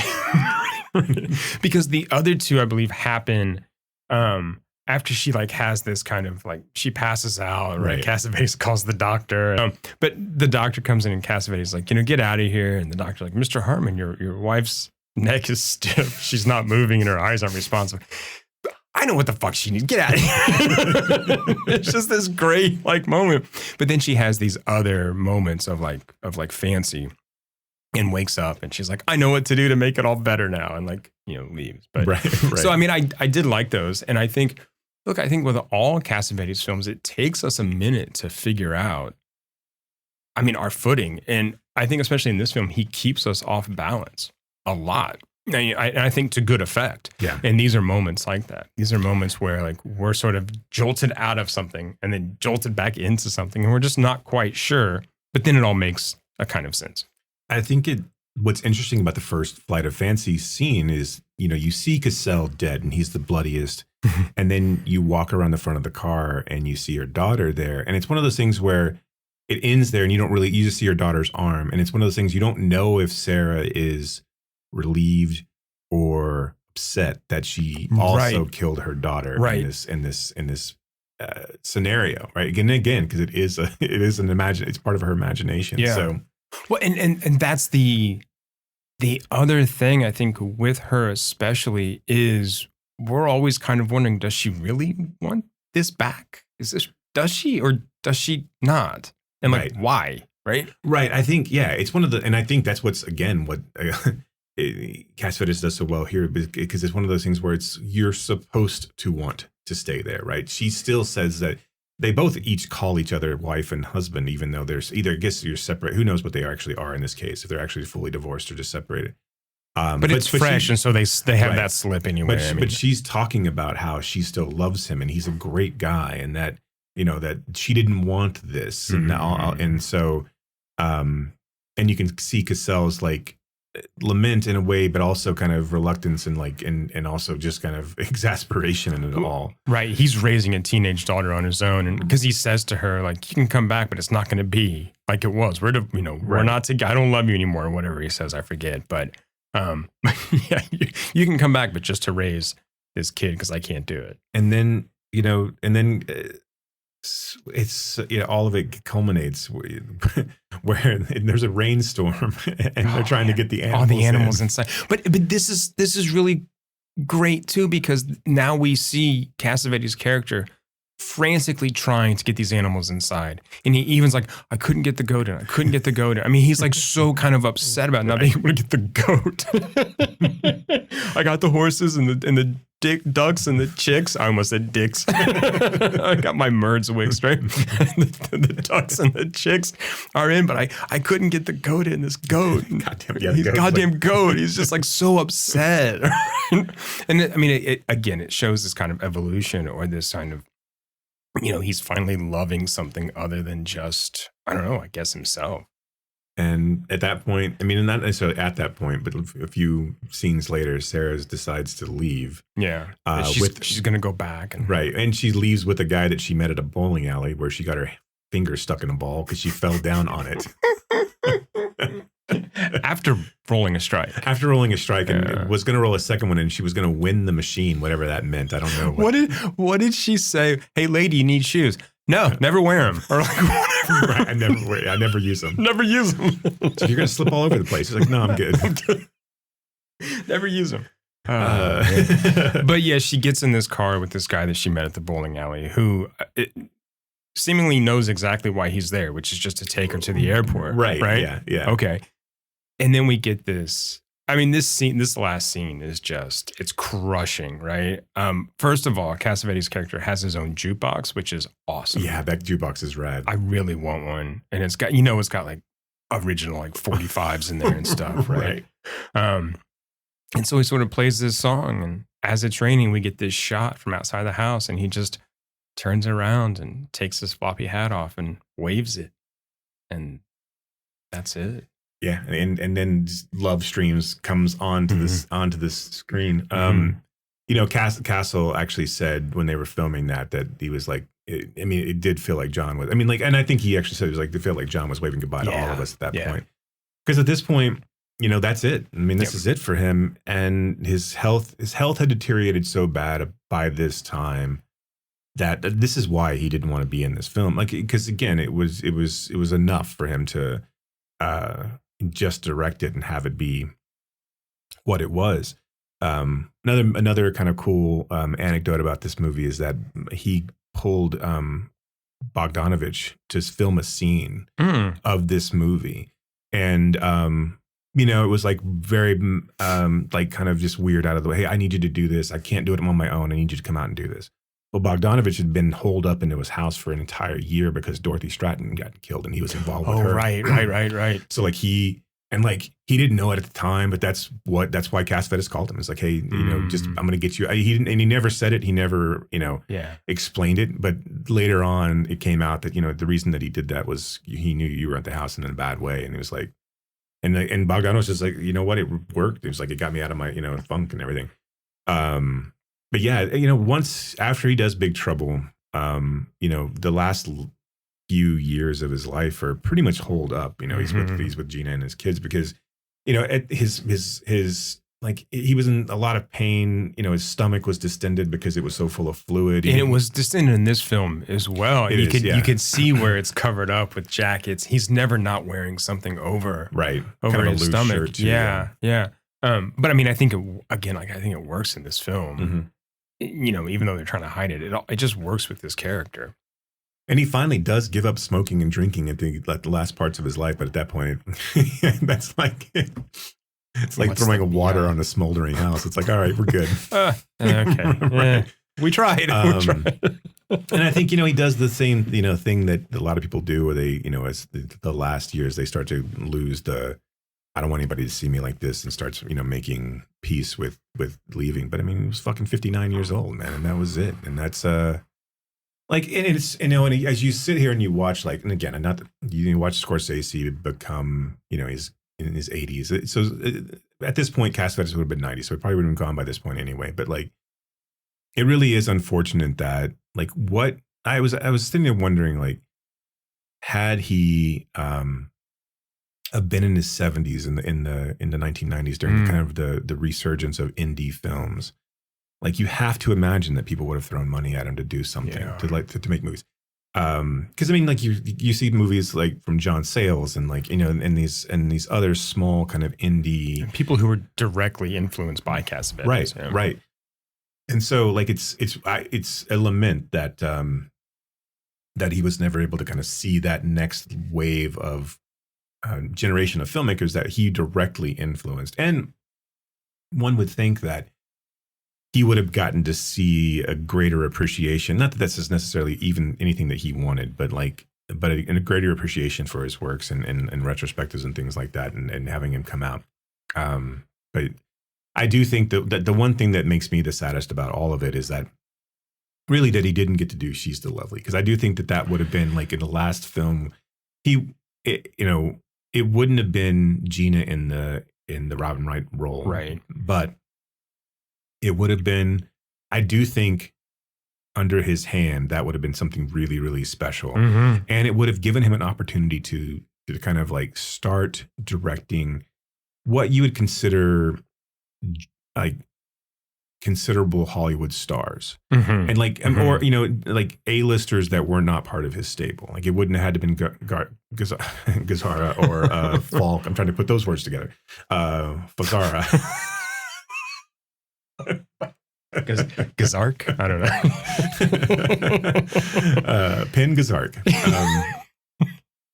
So I don't know who he would have gotten to fill the other roles, and it probably would have ended up being Madonna, which would have really sucked. But like that, right? But I mean, like having him being able to play with a new generation of stars.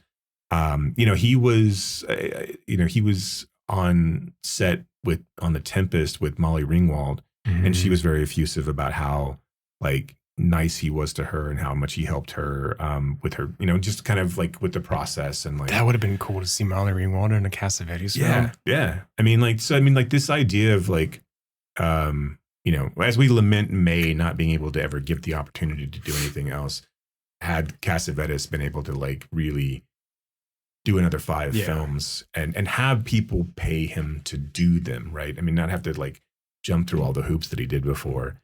I think it would have been really interesting, but we got what we got. So yeah, and we got some good stuff, right?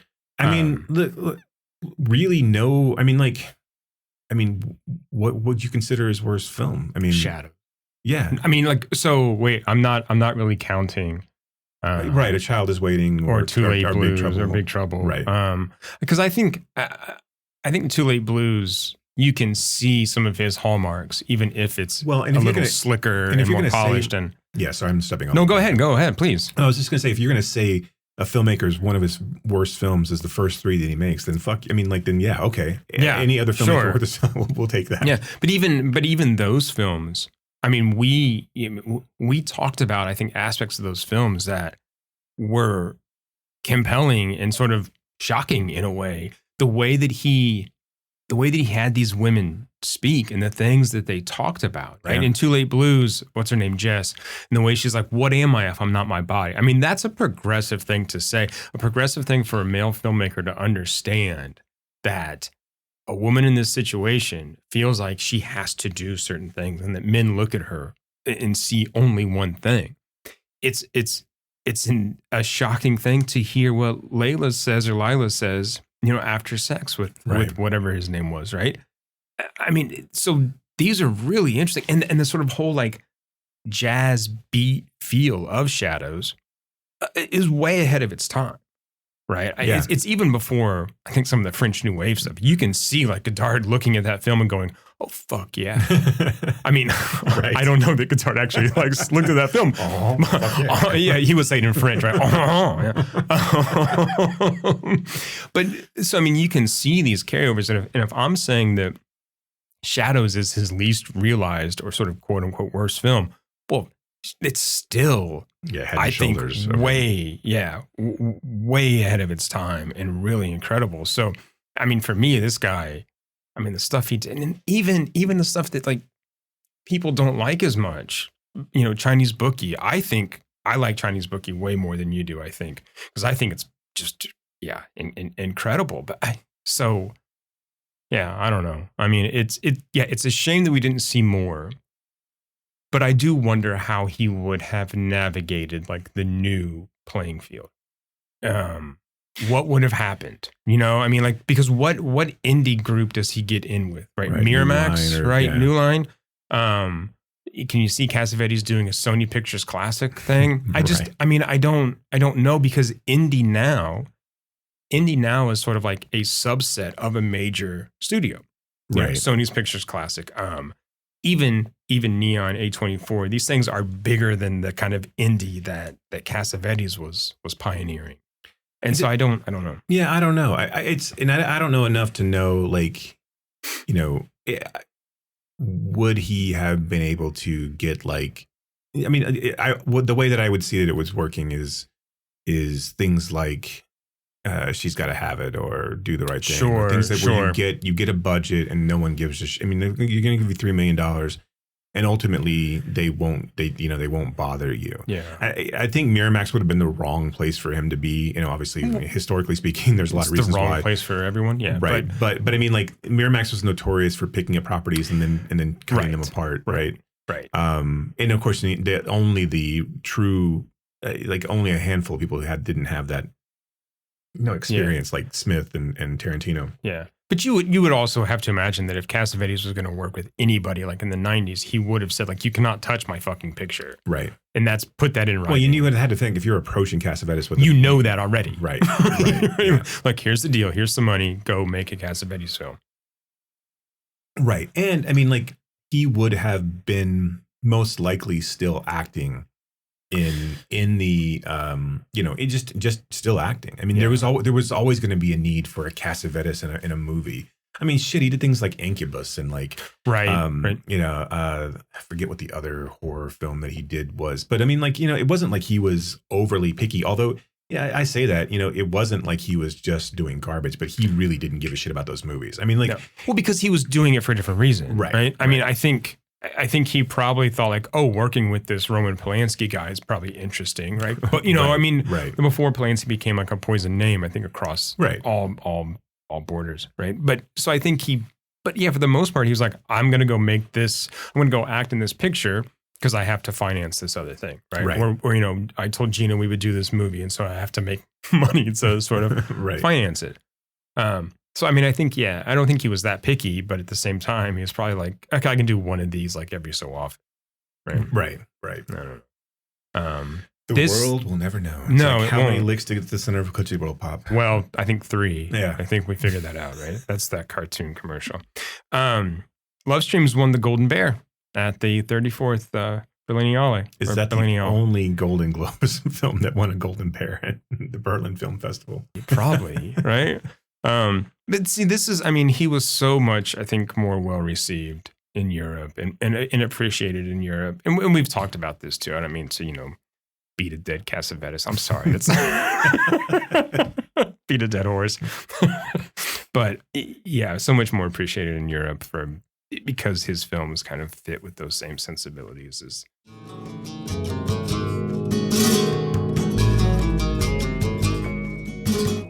Okay. I don't know. What else you want to say? I think that's it. Okay. I do want to give one more shout out to the Le Tigre track. What's your take on Cassavetes that inspired me to, throw this out to you? Like, let's talk Cassavetes.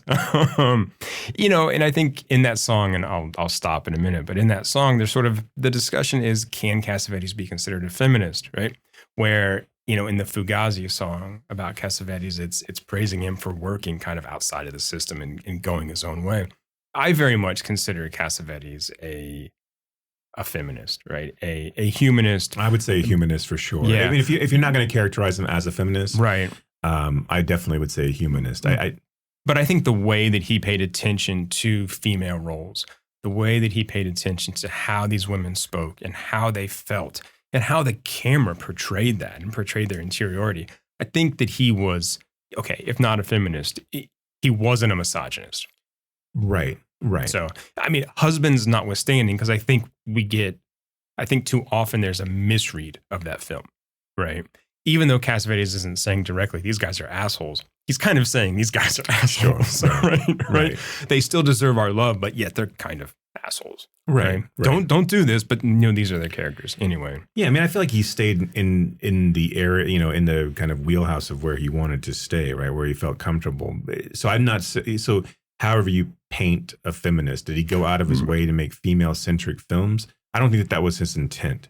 I don't think A Woman Under the Influence is a female-centric film. No. That is a film about two people who are deeply, damaged in a certain way. But even outside of husbands, I wouldn't say that there's any male-centric films. No, really? No, yeah, that's what I'm saying. Right. These are stories that he told. Look, I don't want to fight.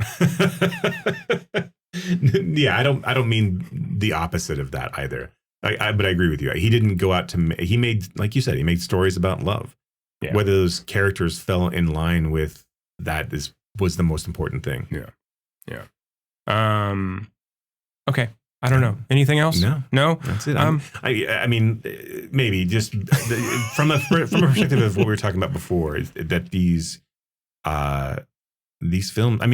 These films get better the more that you watch them, and these films are hard to watch. Mm-hmm. Especially, in a certain mindset. But seeing raw emotional vulnerability in quick succession is, that's why Gloria was kind of, and Bookie too, were kind of a nice palate cleanse for a while, because you didn't have to take those quite as seriously. Right. And Minnie Moskowitz is I guess maybe he gave us every other one, kind of like, we want to let you guys off the break let you guys off the hook for a bit. Yeah. But yeah, just, I don't know. I was reading Accidental Genius and then watching Opening Night and the fucking, and like I said, knowing what that last scene is just a gut punch, man. God. And it's going back to that last scene of Love Streams where he's waving goodbye. Another director, another actor, that would have been so melodramatic, but it's not in this. It's just very matter of fact, right? It's a brother waving goodbye to his sister, and he doesn't overstay there. It doesn't sort of it's just the right amount of sort of somberness to it. Right. Yeah. I think in the original play, or at least in the original script, he did ask her to stay. He does go out and ask her to stay. And then he didn't like that and took it back. No, this is so much better. And the fact that we're looking outside in, right, makes it. And again, this film ends the way so many of his other films did, with, we have no idea what's going to happen to these people. There's no resolution here. All we know is that they're kind of on their own again. Yeah. Right. And For now. And who the fuck knows? Right. Right. Is it going to turn out well? Probably not. Right. But like, we don't see. And that's the point. Right. Yeah. All right. Well, we hope you all enjoyed this journey into Cassavetes films. I know I did, even though I'm sadder than usual, which my, baseline is pretty sad. Right. But even more so now, although I have a better understanding of life and my place in it. Well, and I think too, I think that lack of cynicism really speaks to this as well, that it's okay to live in that sadness, right? Yeah. It's okay to be that for however long you need it to be. So, yep. Yeah. Again, this is why he's my hero. Yeah. Okay. Well, if there's nothing else, Jason, until next time, thank you all for listening. Keep screaming.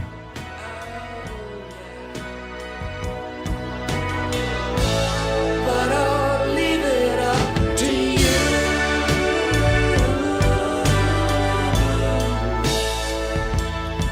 An observation when I held you in my arms, anticipation. You have been listening to Why Does the Wilhelm Scream with your hosts, Brock and Jason. If you liked today's episode, do us a favor and rate, review, and subscribe in whatever application you use to consume podcasts these days. You can reach us by visiting whydoesthewilhelmscream.com. If you are in the DFW area, we would love to see you at a Fort Worth Film Club event. You can learn more about those and find a full schedule at fortworthfilmclub.com. And you can learn about my foundation and how we are trying to foster the next generation of film lovers at realhousefoundation.org. That's REEL housefoundation.org. Till next time,